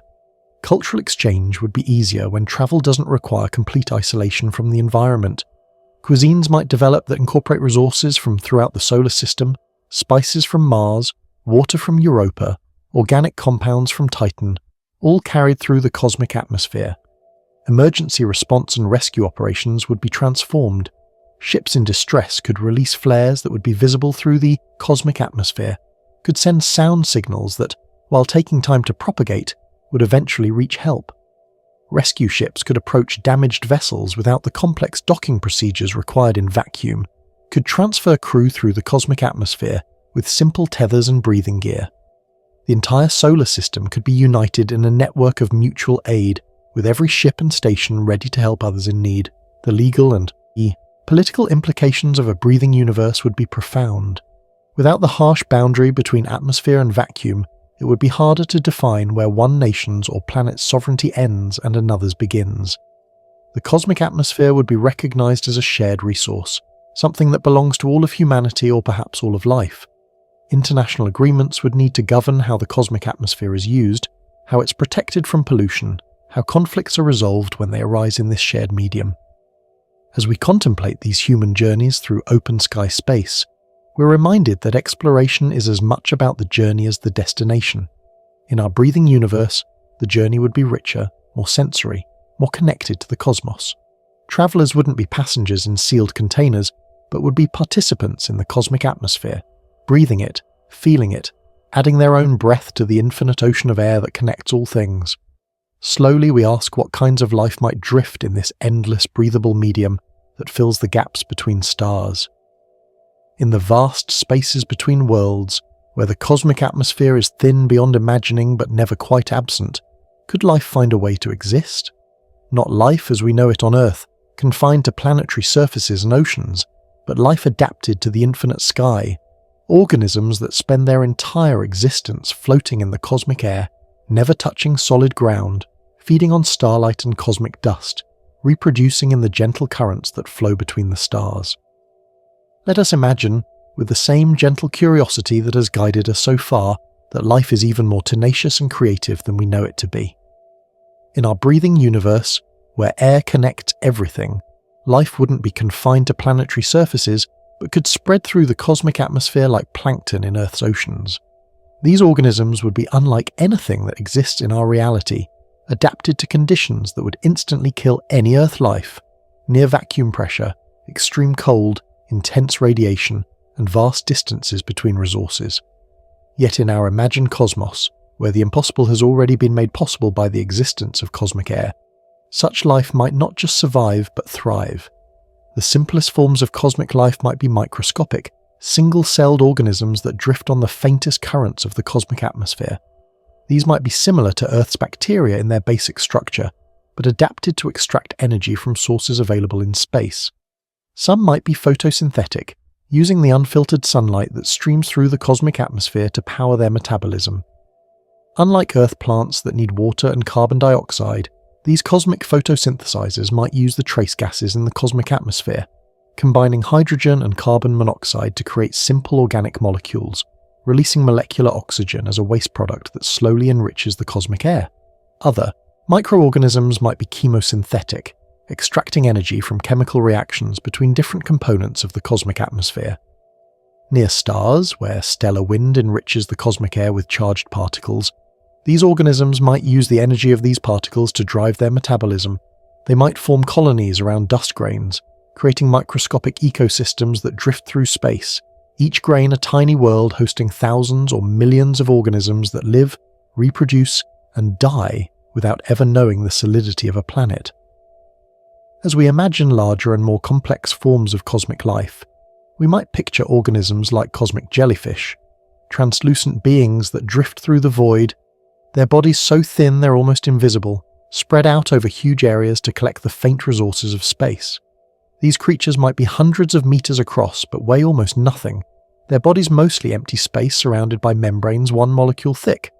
They might move by catching the cosmic winds, spreading sail-like appendages that catch the pressure of starlight and stellar wind, tacking through space like sailing ships of old. These cosmic jellyfish might feed on the microscopic organisms that drift through the cosmic atmosphere, filtering them from the air like whales filter krill from the ocean. Their transparent bodies might host symbiotic photosynthetic organisms, gardens of cosmic algae that provide nutrients in exchange for protection and transport. When they die, their bodies might not fall but simply disperse, breaking apart into fragments that become food for other organisms or nucleation sites for new colonies of cosmic life. In regions where the cosmic atmosphere is denser, perhaps near stars or in stellar nurseries, we might find more complex ecosystems. Imagine forests of cosmic kelp, long strands of living matter that stretch for thousands of miles, anchored not to any solid surface but to each other, forming vast nets that drift through space. These cosmic forests might support entire communities of organisms, grazers that eat the kelp, predators that hunt the grazers, decomposers that break down the dead and recycle their materials back into the ecosystem. The reproductive strategies of cosmic life would be fascinating to contemplate. With vast distances between potential mates and no solid surfaces on which to lay eggs or plant seeds, cosmic organisms might reproduce in ways we've never seen on Earth. Some might release clouds of spores that drift through the cosmic atmosphere for centuries before finding suitable conditions to germinate. Others might reproduce by budding, creating clones of themselves that slowly drift away to establish new colonies. Still others might have complex life cycles that involve multiple stages, perhaps spending part of their lives on planets or asteroids before launching back into the cosmic atmosphere to complete their development. Near planets and moons, the cosmic atmosphere would be enriched by materials evaporating or being expelled from these bodies. Volcanic eruptions, geyser activity, and atmospheric loss would all add nutrients to the cosmic air. These enriched zones might support denser populations of cosmic life, creating halos of living matter around worlds. Earth itself might be surrounded by a living atmosphere, organisms that feed on the oxygen and water vapor that slowly leaks from our planet, forming a bridge between terrestrial and cosmic life. Some cosmic organisms might be mobile, able to navigate through the cosmic atmosphere rather than just drifting. Imagine creatures with biological ion drives, organs that accelerate charged particles to create thrust. These space-swimming creatures might migrate between regions of different atmospheric density, following food sources or seeking optimal conditions for reproduction. They might use echolocation, sending out sound pulses through the cosmic atmosphere and listening for echoes from distant objects or other organisms. Predation would exist even in the cosmic atmosphere. Predatory organisms might hunt using webs of sticky filaments that trap drifting prey, or they might be active hunters that chase down their food through the thin air. Some predators might be ambush specialists, hiding in the shadows of asteroids or in the wake of comets, waiting for unsuspecting prey to drift by. The arms race between predator and prey would drive evolution in the cosmic atmosphere just as it does on Earth, leading to ever more sophisticated adaptations for hunting and avoiding being hunted. Symbiosis would be especially important for cosmic life. In the harsh conditions of space, cooperation might be even more vital than competition. We might find complex colonial organisms made up of multiple species working together, each providing something the others need. A colonial organism might include photosynthesizers that provide energy, chemosynthesizers that extract minerals from cosmic dust, structural organisms that provide a framework, and defensive organisms that protect against predators or radiation. The cosmic atmosphere might host organisms that exist on scales we can barely imagine. Consider a living nebula, a vast cloud of interconnected organisms that spans light years, feeding on the materials of a dying star, glowing with bioluminescence that makes it visible from across the galaxy. Such a superorganism might have a kind of distributed consciousness, able to respond to changes in its environment despite the light years of distance between its parts. It might reproduce by dividing like a cell, splitting into two smaller nebulae that drift apart to find new sources of food. Intelligence might evolve in the cosmic atmosphere, though it would be unlike any intelligence we know. Cosmic intelligences might think on timescales of centuries or millennia, their thoughts travelling as chemical or electrical signals through vast networks of living matter. They might perceive the universe not through eyes but through sensitivity to variations in the cosmic atmosphere, feeling the gravitational wake of passing planets, tasting the chemical signatures of distant stars, hearing the deep songs of black holes and pulsars. These cosmic intelligences might develop technologies based on biological manipulation rather than tools and machines. They might breed specialized organisms for different tasks, living spacecraft that can carry them through the cosmic atmosphere, sensory organisms that extend their perception, defensive organisms that protect them from danger. Their civilizations, if we can call them that, might be invisible to us, vast networks of living matter that look like natural phenomena but are actually the product of billions of years of guided evolution. Communication between cosmic intelligences would be slow but profound. Messages sent through the cosmic atmosphere as chemical signals or modulated sounds might take centuries to travel between individuals. Conversations might span geological timescales, with questions asked by one generation and answered by another. This slow communication might lead to a very different kind of culture, one based on patience, long-term thinking, and careful consideration rather than rapid exchange of ideas. The interaction between cosmic life and planetary life would be complex and fascinating. Meteors might carry cosmic organisms to planetary surfaces, seeding worlds with life from space. Conversely, material ejected from planets by impacts or volcanic activity might carry planetary life into the cosmic atmosphere. There might be a constant, slow exchange of life between the cosmic atmosphere and planetary surfaces, with organisms adapting to life in one environment, occasionally making the transition to the other. Some cosmic organisms might be planetary parasites, feeding on the atmospheres of worlds without ever landing on them. They might gather around planets like clouds of mosquitoes, extracting water vapor, oxygen, or other valuable compounds. Planets might evolve defenses against these parasites, perhaps atmospheric conditions that repel or destroy them, leading to an evolutionary arms race between worlds and the organisms that feed on them. The discovery of cosmic life by humanity would transform our understanding of our place in the universe.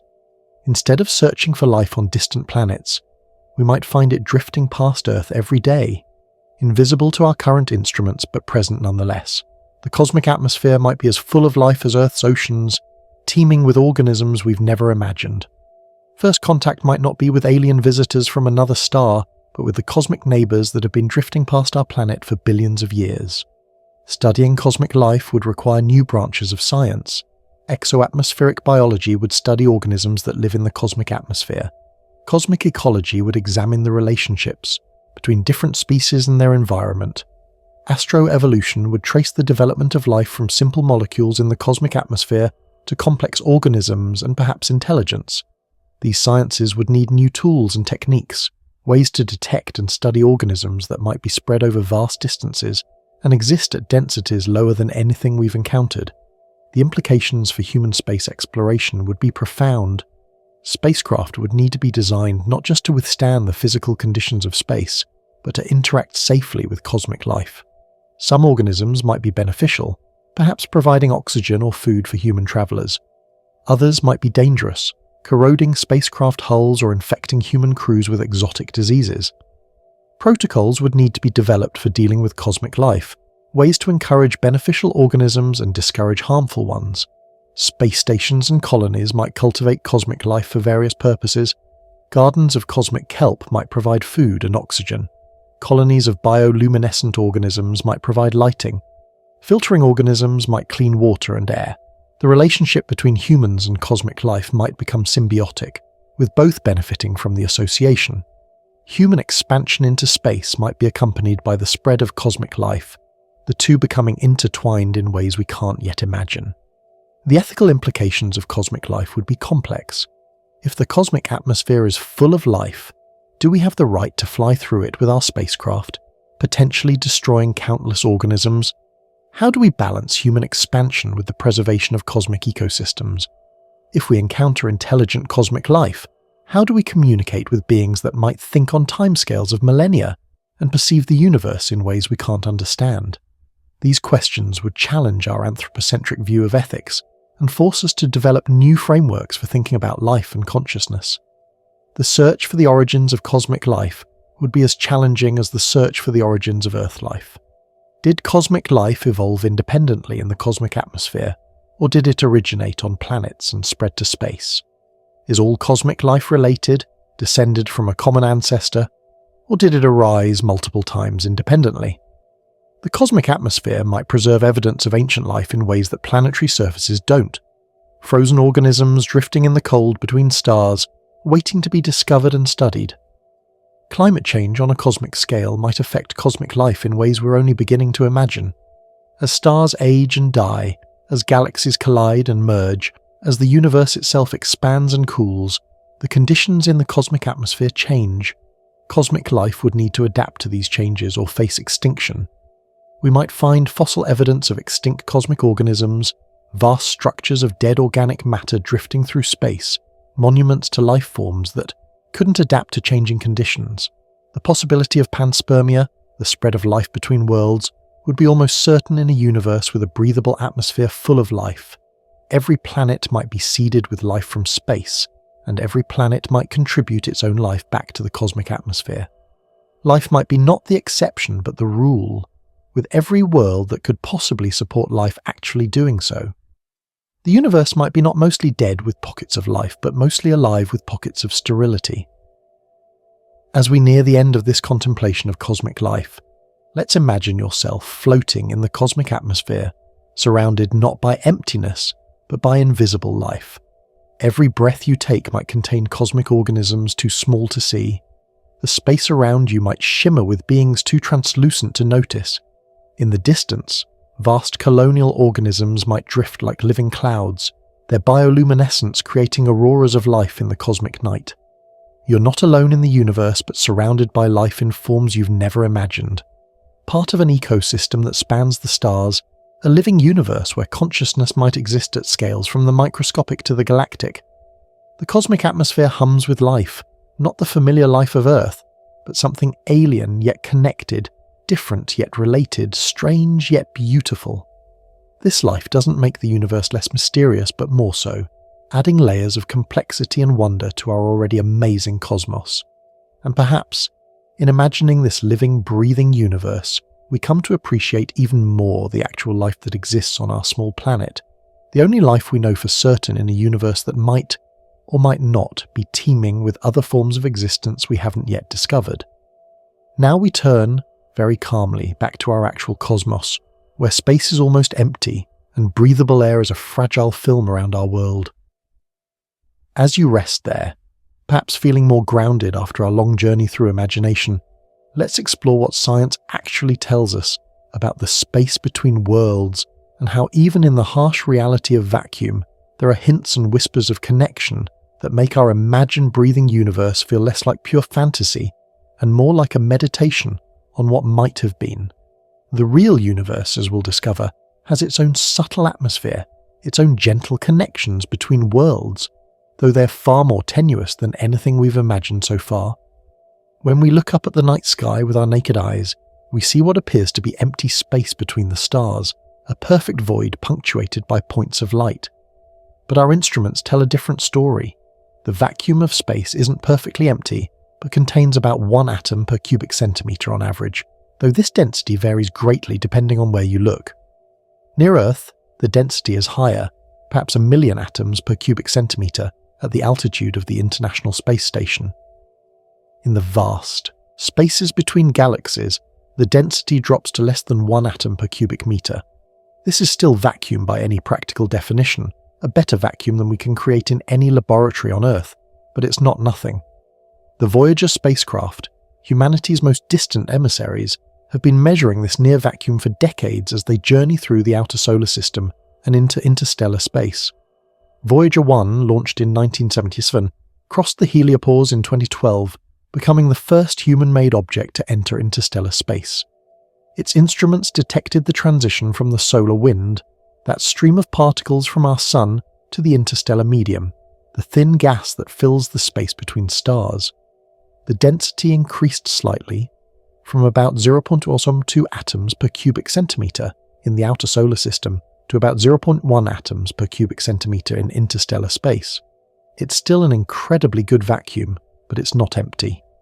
The interstellar medium, as astronomers call it, is composed mostly of hydrogen, about 70% by mass, with helium making up most of the rest. There are traces of heavier elements, what astronomers call metals, meaning everything heavier than helium, carbon, oxygen, iron, and all the elements necessary for life as we know it. These elements were forged in the hearts of stars and scattered into space when those stars died, enriching the interstellar medium over billions of years. In some sense, the space between stars is filled with the ashes of dead suns, the raw material from which new stars and planets will form. The James Webb Space Telescope, our newest eye on the cosmos, has revealed the interstellar medium in unprecedented detail. Its infrared instruments can peer through cosmic dust clouds that block visible light, showing us stellar nurseries where new stars are being born.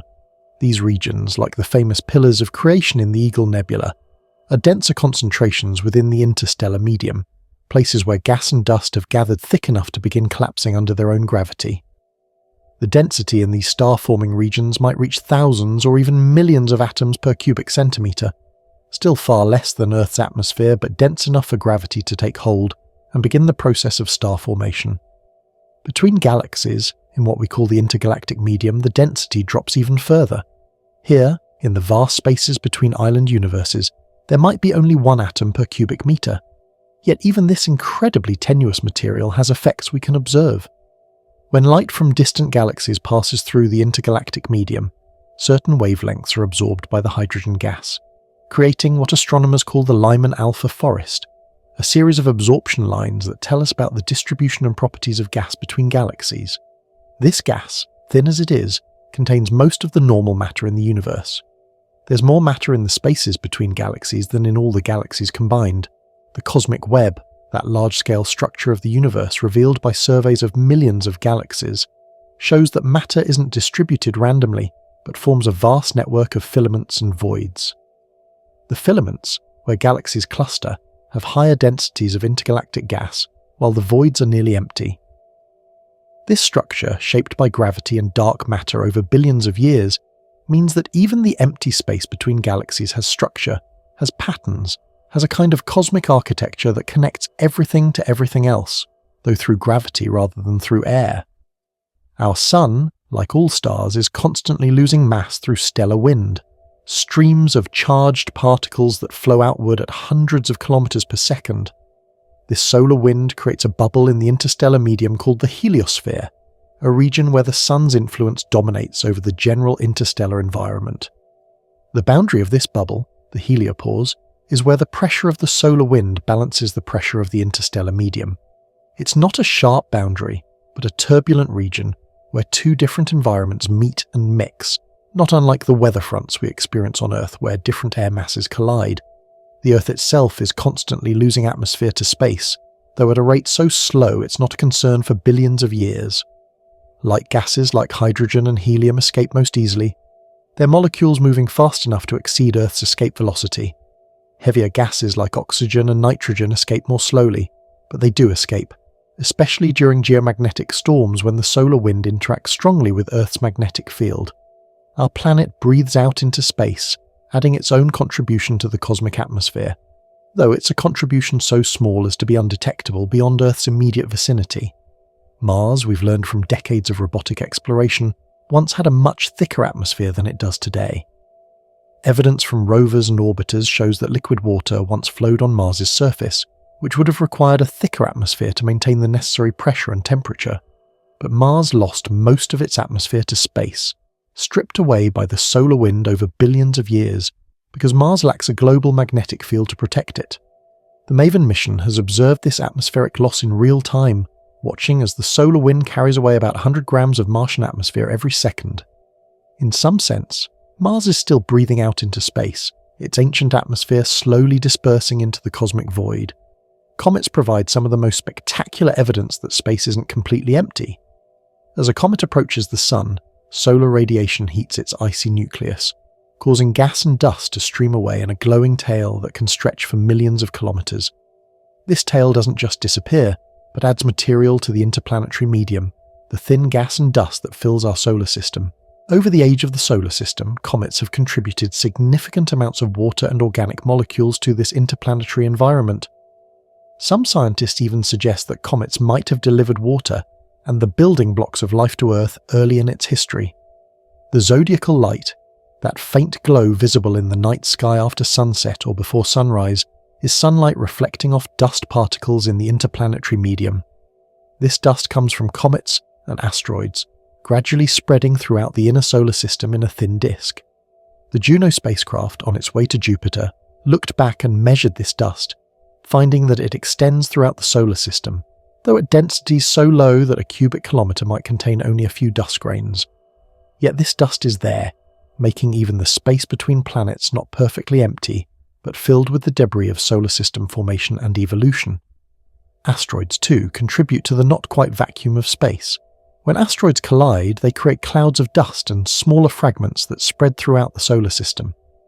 The asteroid belt between Mars and Jupiter is not the dense field of rocks depicted in science fiction, but is mostly empty space. Yet there's enough material there that spacecraft passing through need to consider the possibility, however remote, of impacts with small particles. The Dawn mission, which visited the asteroids Vesta and Ceres, found that even these airless bodies are surrounded by extremely tenuous clouds of dust and gas, temporary atmospheres that form and dissipate as the asteroids are hit by micrometeoroids. Jupiter's moon, Io, the most volcanically active body in the solar system, spews sulfur and sulfur dioxide into space at a rate of about a ton per second. This material doesn't just fall back to Io, but spreads out, forming a torus of gas around Jupiter that glows with auroral emissions. This Io torus is a reminder that even in the vacuum of space, there can be local concentrations of gas, temporary atmospheres created by geological or other processes. The Galileo spacecraft flew through this torus, measuring its composition and density, finding a complex environment of ions and neutral atoms that would be considered an excellent vacuum by Earth standards but is dense compared to the surrounding space. Europa and Enceladus, moons of Jupiter and Saturn respectively, have been observed venting water vapor into space from subsurface oceans. These geysers create temporary localized atmospheres around these moons and add water to the space environment around the giant planets. The Cassini spacecraft flew through Enceladus's plumes, directly sampling the water and finding organic molecules, salts and other compounds that tell us about the ocean hidden beneath the moon's icy crust. This water doesn't stay near Enceladus but spreads out, some of it forming Saturn's E-ring, some of it coating other moons, some of it escaping into interplanetary space. The New Horizons mission to Pluto revealed that even this distant, frozen world has an atmosphere, albeit an incredibly thin one that freezes and falls to the surface as Pluto moves away from the Sun in its elliptical orbit. When Pluto is closer to the Sun, this atmosphere thaws and expands, extending far above the dwarf planet's surface. Some of this atmosphere escapes to space, adding nitrogen, methane and other gases to the Kuiper Belt environment. The interaction between Pluto and its large moon Charon might even allow for the transfer of atmospheric gases between the two bodies, a kind of atmospheric bridge across the vacuum of space. Interstellar visitors like Oumuamua and Borisov, objects from other star systems passing through ours, remind us that there's exchange of material between star systems. These objects might carry with them traces of their home systems, perhaps even microscopic life if it exists elsewhere. As they pass through our solar system, they're gradually eroded by solar radiation and heating, leaving behind trails of dust and gas that add foreign material to our local environment. Over the history of the solar system, countless such visitors might have passed through, each contributing its small part to the interplanetary and interstellar medium. The cosmic microwave background radiation, that faint echo of the Big Bang, fills all of space with photons at a temperature of about 2.7 Kelvin. While not matter in the traditional sense, these photons represent a kind of universal atmosphere of energy, connecting every point in the universe to every other point through this shared radiation field. The slight variations in this radiation, tiny differences in temperature of just parts per million, tell us about the structure of the early universe and how it evolved into the cosmic web we see today. Dark matter, that mysterious substance that makes up about 85% of the matter in the universe, might represent another kind of cosmic atmosphere. We can't see it directly, but we can observe its gravitational effects on galaxies and galaxy clusters. It might be made of particles that rarely interact with normal matter, but fill all of space, denser in some regions and thinner in others, shaping the large-scale structure of the universe. In some sense, we might already be living in a kind of breathing universe, one where the breath is dark matter rather than air, invisible and intangible, but undeniably present. Gravitational waves, ripples in space-time itself caused by accelerating masses, represent yet another way that information and energy propagate through the universe. The LIGO and Virgo detectors have observed these waves from colliding black holes and neutron stars, showing that space itself can carry vibrations, not unlike sound waves in air but propagating at the speed of light and able to travel through perfect vacuum. These waves connect us to cosmic events billions of light years away, carrying information about catastrophes and dances of massive objects across the universe. The expansion of space itself adds another layer to our understanding of the cosmic environment. Space isn't just an empty container, but is dynamic, expanding, carrying galaxies apart like raisins in rising bread dough. This expansion affects everything from the wavelength of light travelling through space to the density of matter and energy. In the far future, this expansion might lead to a universe where galaxies are isolated from each other, where the space between them has expanded so much that light from one can never reach another. In some sense, the universe is breathing, expanding with each cosmic breath, though it may never contract again.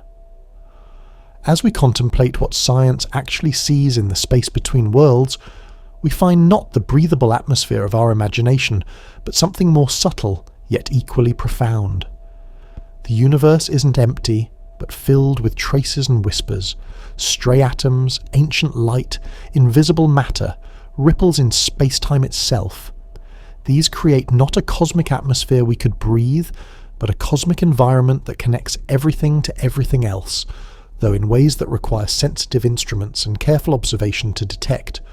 Here we explore, in a soft and thoughtful way, how humanity might feel, think, and live if space were filled with safe, breathable air.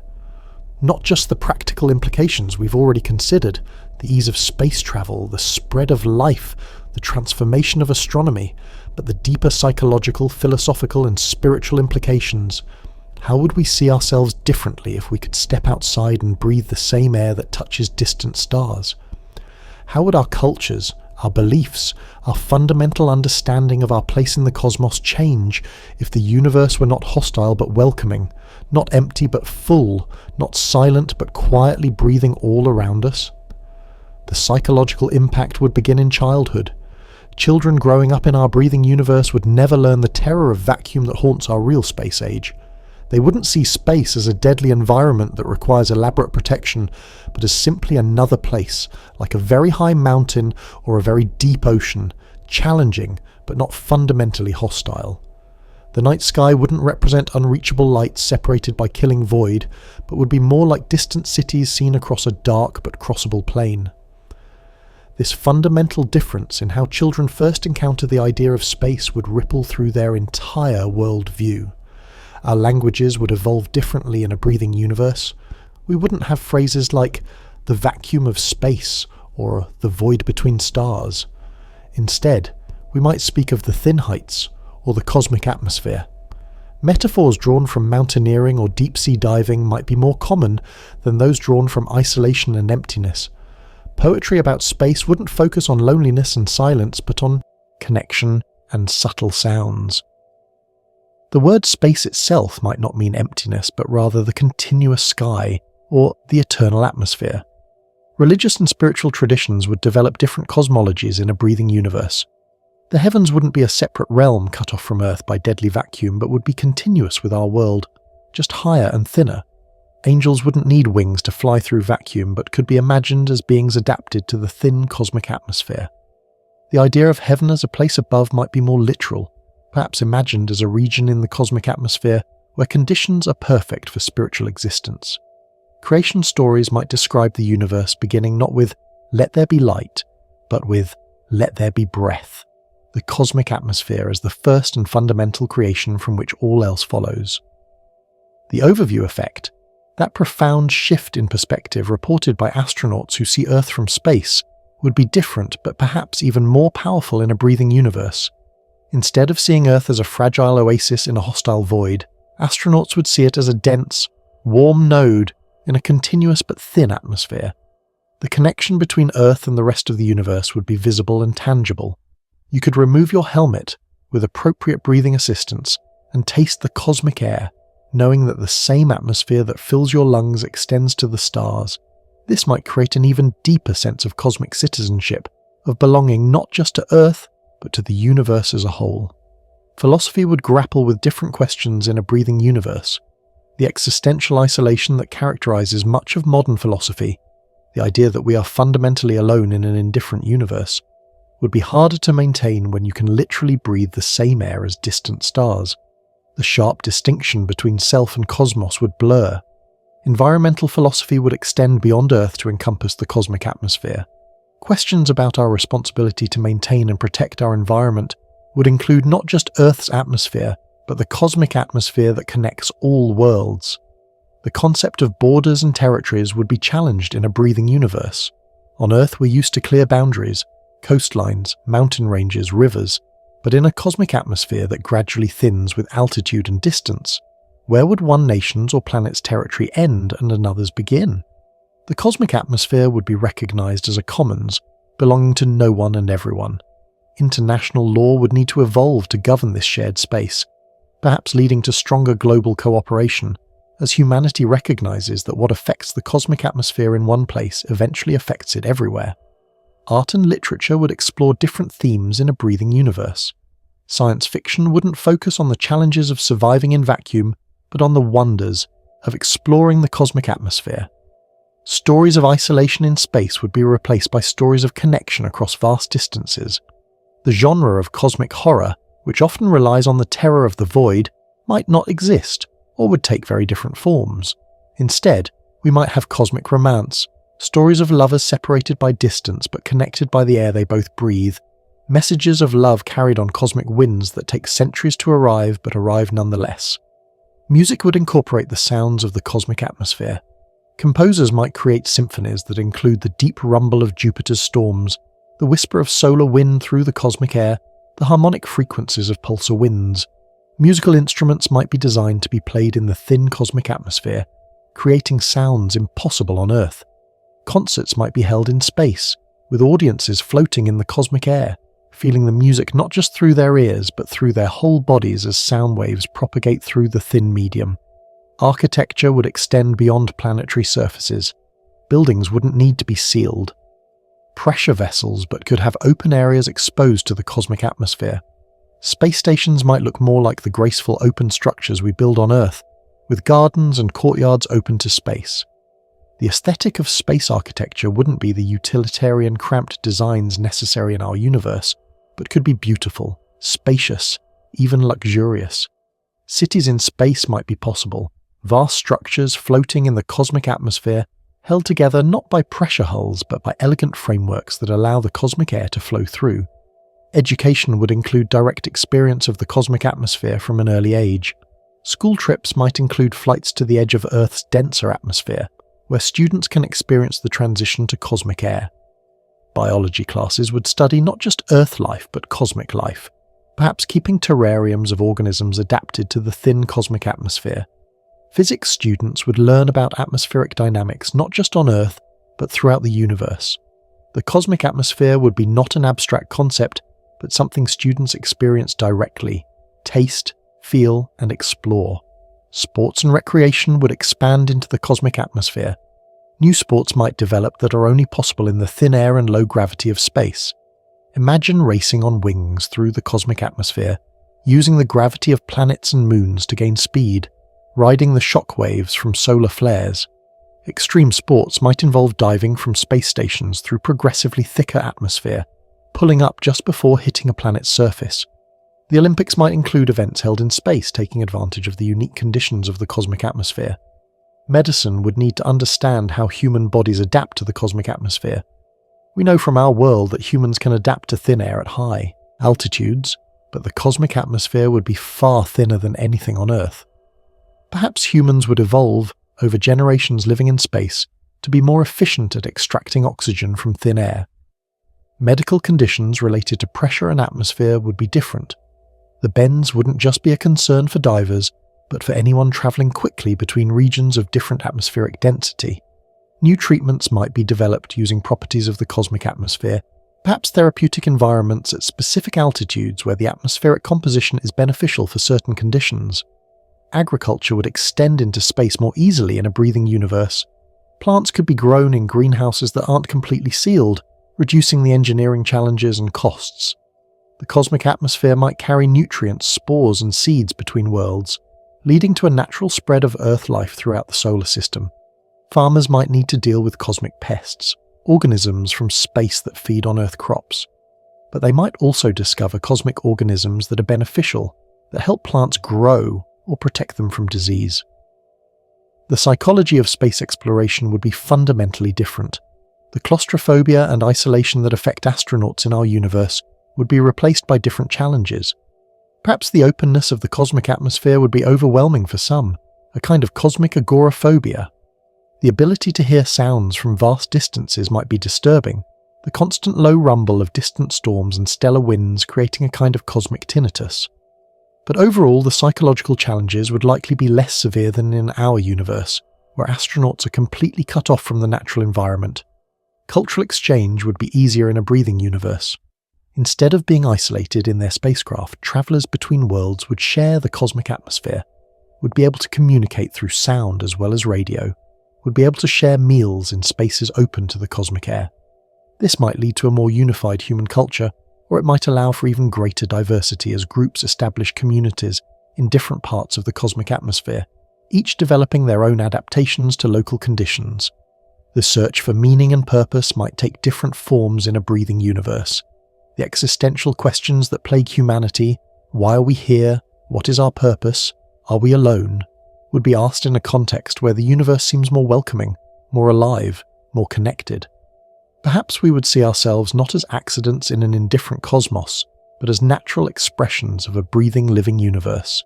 The cosmic atmosphere might be seen as evidence of purpose, of design, of a universe that wants to be inhabited and explored. Environmental movements would extend their concern beyond Earth. The cosmic atmosphere would be recognized as a precious resource that needs protection. Pollution wouldn't just be a local problem but would eventually affect the entire cosmic atmosphere. This might lead to stronger environmental protections, as humanity recognizes that we can't escape our pollution by going to space, that everything we put into the cosmic atmosphere eventually affects everything else. The overview effect might become the universal effect, a recognition that the entire universe is our environment and needs our care. Time perception might change in a breathing universe. The slow propagation of sound through the cosmic atmosphere would make us more aware of cosmic timescales.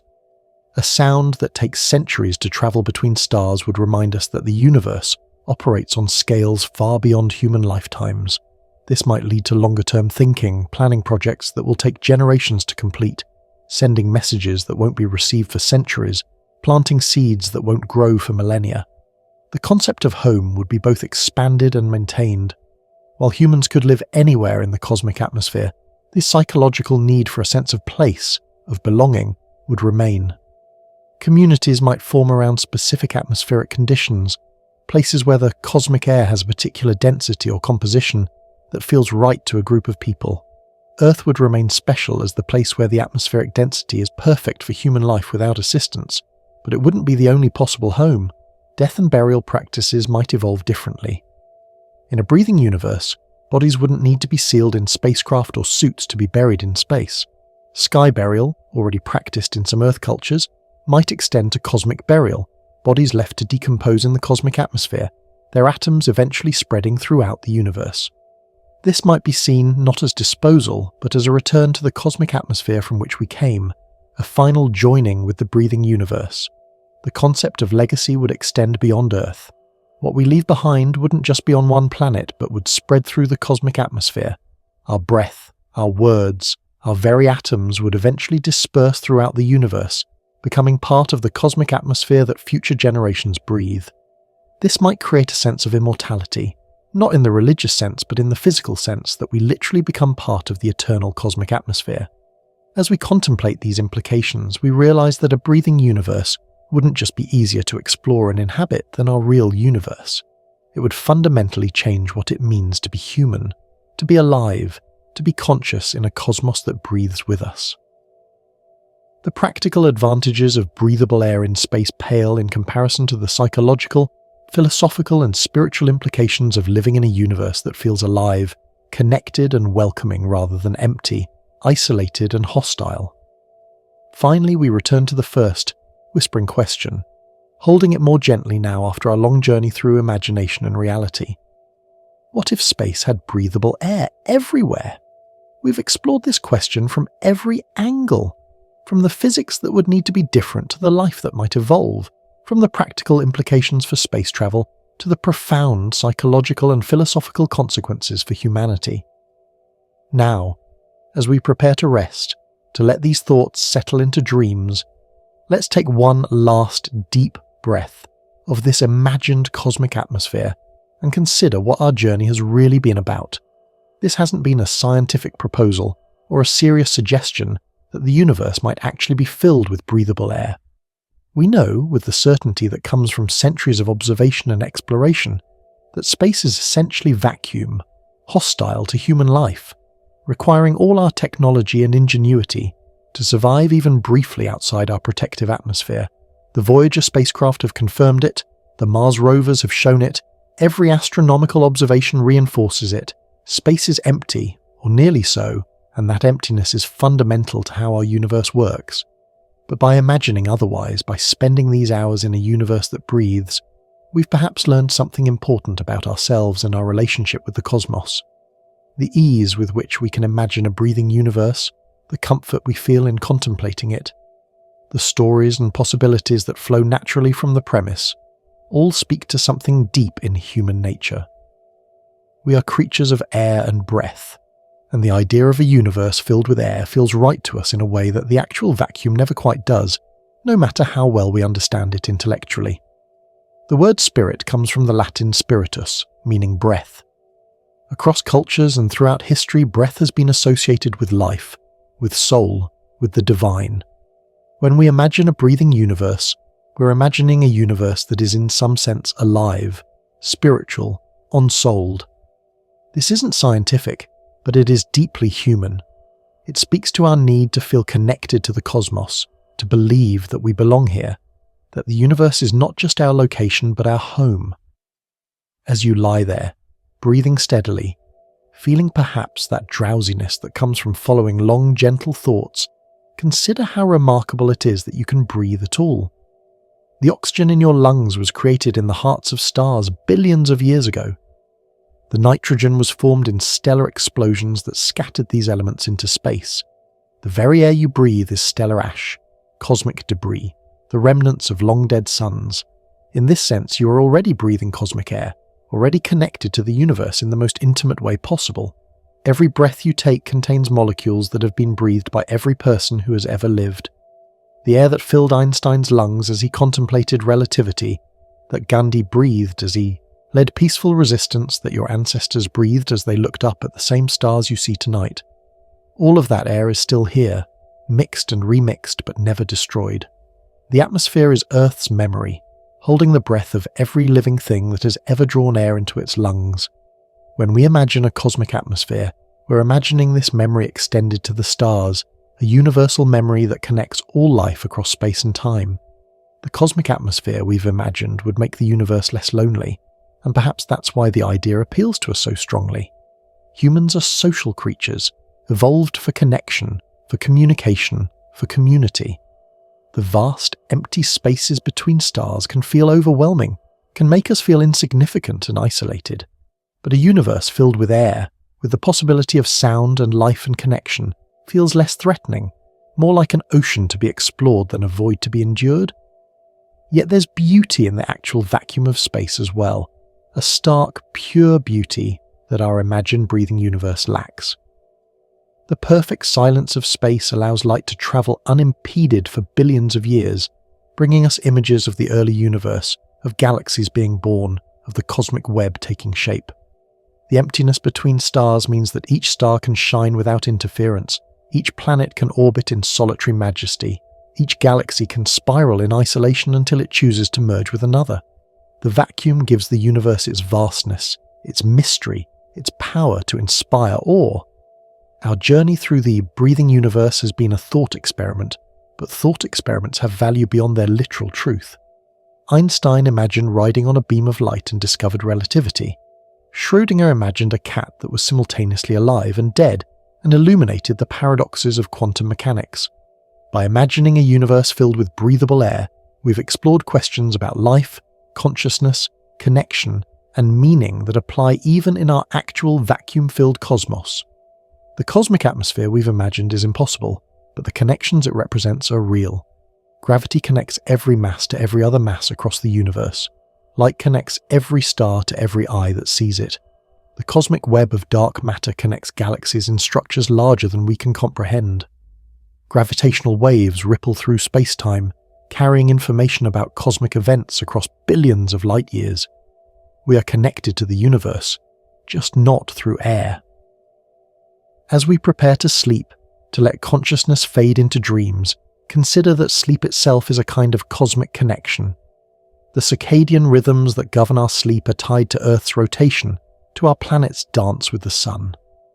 The melatonin that makes us drowsy is triggered by darkness, by the absence of stellar light. Even our dreams, neurological events though they are, often feature the sky, stars, flying, falling, all the imagery of creatures evolved under an open sky trying to make sense of their place in the cosmos. The question, what if space had breathable air, is really asking, what if the universe were more hospitable to life? And perhaps the answer is that it's already more hospitable than we might expect. Life on Earth has proven remarkably adaptable, surviving in conditions that would have seemed impossible just decades ago. We find life in boiling water, in solid ice, in pure acid, in nuclear reactor cores. Who's to say that life hasn't found ways to exist in the near vacuum of space that we haven't discovered yet? Perhaps our breathing universe isn't so imaginary after all, just different from what we imagined. Tardigrades, those microscopic water bears, can survive exposure to the vacuum of space. Some bacteria can withstand radiation that would kill humans instantly. Certain fungi actually thrive on radiation, using it as an energy source. These organisms hint at possibilities we're only beginning to explore. Perhaps life doesn't need a cosmic atmosphere to spread between worlds. Perhaps it's already doing so, riding on solar wind, propelled by radiation pressure, slowly colonizing the universe in ways we haven't detected yet.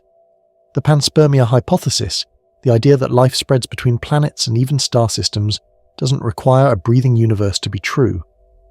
Rocks blasted from Mars by asteroid impacts have been found on Earth, and presumably Earth rocks have landed on Mars. These rocks could carry microorganisms protected from radiation and vacuum inside the stone, sleeping through the journey and awakening when they land in a suitable environment. The universe might already be engaged in a slow exchange of life, a cosmic conversation conducted not through air, but through more subtle means.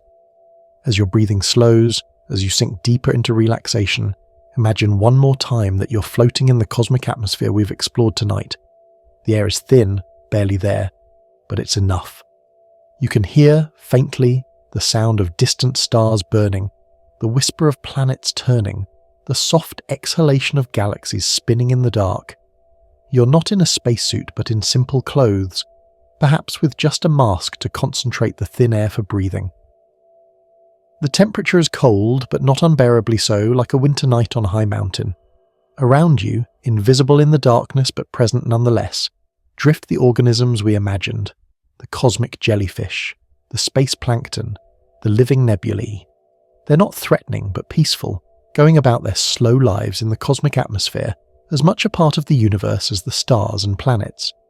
You might reach out and touch one, feeling its gossamer body barely more substantial than the air itself, a living whisper in the cosmic night. Below you, or perhaps above, it's hard to tell in the weightlessness, Earth turns slowly, its blue atmosphere merging gradually with the cosmic atmosphere. No sharp boundary between world and space. You can see the lights of cities, the glow of aurora, the flash of lightning in storms, but you can also see beyond Earth, to the moon hanging in the darkness, to Mars glowing red in the distance, to the bright point of Jupiter, and the faint dots of stars stretching to infinity. You take a breath, and the cosmic air fills your lungs.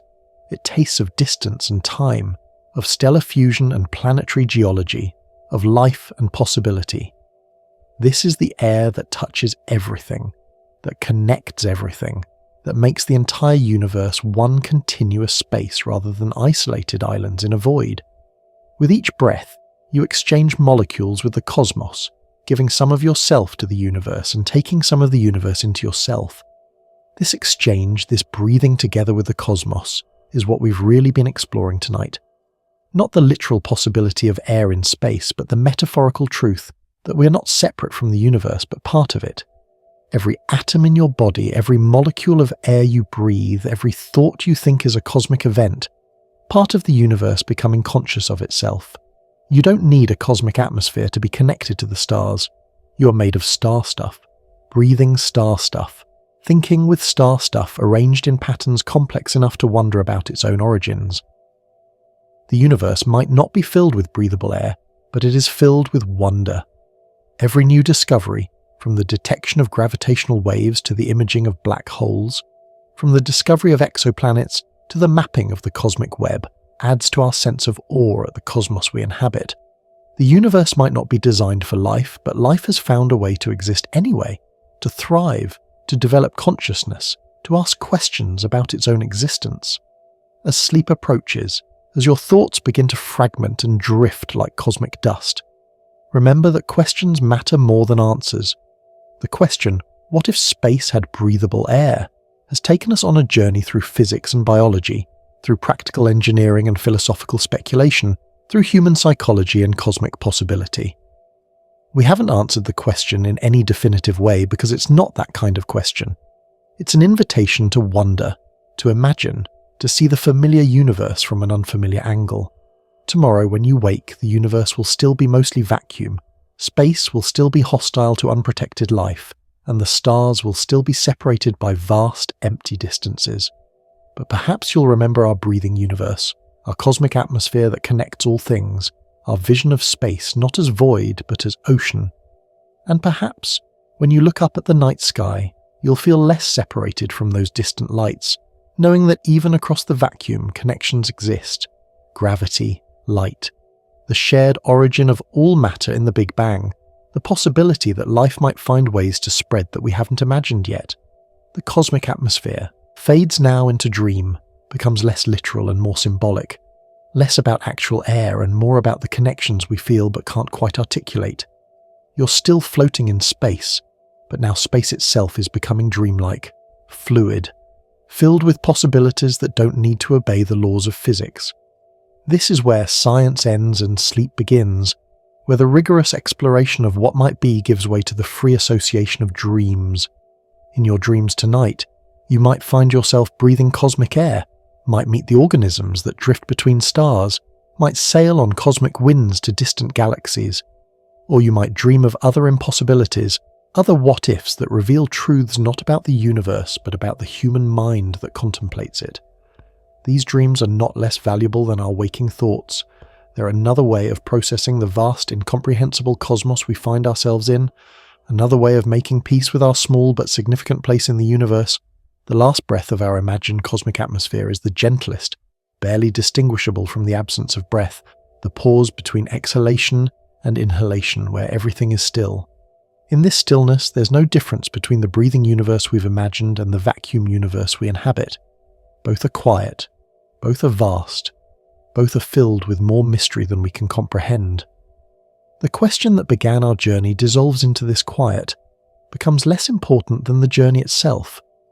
What if space had breathable air everywhere? We've explored this question for hours, turned it over like a jewel to see every facet, followed its implications to their logical and illogical conclusions. And now, as consciousness fades towards sleep, the question transforms one last time. It becomes not what if, but why do we wonder? Why do humans, tiny collections of atoms on a small planet orbiting an ordinary star, spend time imagining impossible universes? Why do we create thought experiments that we know can't be true? Why do we find beauty and meaning in contemplating cosmic atmospheres that don't exist? Perhaps because wondering is what makes us human. Perhaps because imagination is our way of reaching beyond the possible to touch the infinite.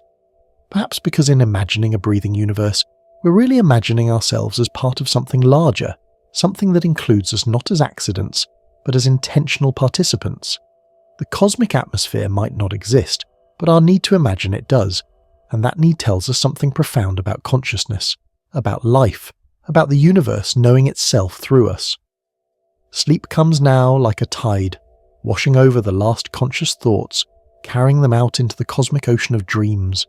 The breathing universe we've explored doesn't disappear but transforms, becomes part of the substrate of sleep, the foundation on which tonight's dreams will build. You're still there, floating in space that might or might not be filled with air, breathing or not breathing, it doesn't matter anymore. What matters is the peace, the connection, the sense of being part of something vast and wonderful and mysterious. The universe breathes or doesn't breathe, or both, or neither. In the quantum uncertainty of approaching sleep, all possibilities coexist. The cosmic atmosphere is real and imaginary, present and absent, connecting everything and connecting nothing. This paradox doesn't need resolution, doesn't need to make logical sense. It only needs to carry you gently into sleep, to provide a soft landing for consciousness as it lets go of the day's concerns and tonight's wonderings. One last thought, before thought itself dissolves. You are here, in a universe that somehow allows for your existence, breathing air that connects you to everything that has ever lived on Earth, made of atoms forged in stars, contemplating questions that have no answers but are worth asking anyway. Whether space has breathable air or not, you belong here. You're not an accident in an indifferent cosmos, but a way for the cosmos to know itself, to wonder about itself, to imagine itself differently. The cosmic atmosphere, real or imagined, holds you now. Every breath is a connection. Every heartbeat is a rhythm shared with the universe. Every thought is the cosmos thinking about itself. You don't need air in space to be part of the cosmic story. You already are, have always been, will always be, even after your atoms disperse and become part of other things, other beings, other wonderings about the nature of existence. Rest now in this knowledge, this connection, this peace. The universe continues its vast breathing, expansion, and perhaps eventual contraction, creation and destruction, question and answer, and question again. And you, small but significant, temporary but eternal in your impact, are part of this cosmic breath. Whether the universe is filled with air or vacuum doesn't change this fundamental truth. You are here, you are part of it all, and for tonight at least, that is enough. The gentle cosmic atmosphere we've imagined embraces you one last time, softer than air, quieter than vacuum, more comforting than any reality could be. It whispers without words, sings without sound, promises nothing but possibility. And in that possibility, in that space between what is and what might be, between waking and sleeping, between self and cosmos, you finally find the rest you've been seeking. Good night, cosmic dreamer. May your sleep be filled with gentle atmospheres and impossible wonders. May you wake refreshed, ready to face the actual universe with all its harsh beauty, carrying within you the memory of a cosmos that breathes, that welcomes, that connects all things in an endless peaceful sky. The question that brought us here has no answer, needs no answer, is its own answer in the asking. And so we end where we began, with a breath, with a question, with wonder at the cosmos we inhabit and the ones we can imagine. The cosmic atmosphere fades but doesn't disappear, becomes memory, becomes dream, becomes part of the vast collection of human imaginings about the universe and our place in it. What if space had breathable air everywhere? We still don't know, can't know, but in wondering we've discovered something precious about ourselves and our need to transform the universe through imagination into something that feels like home.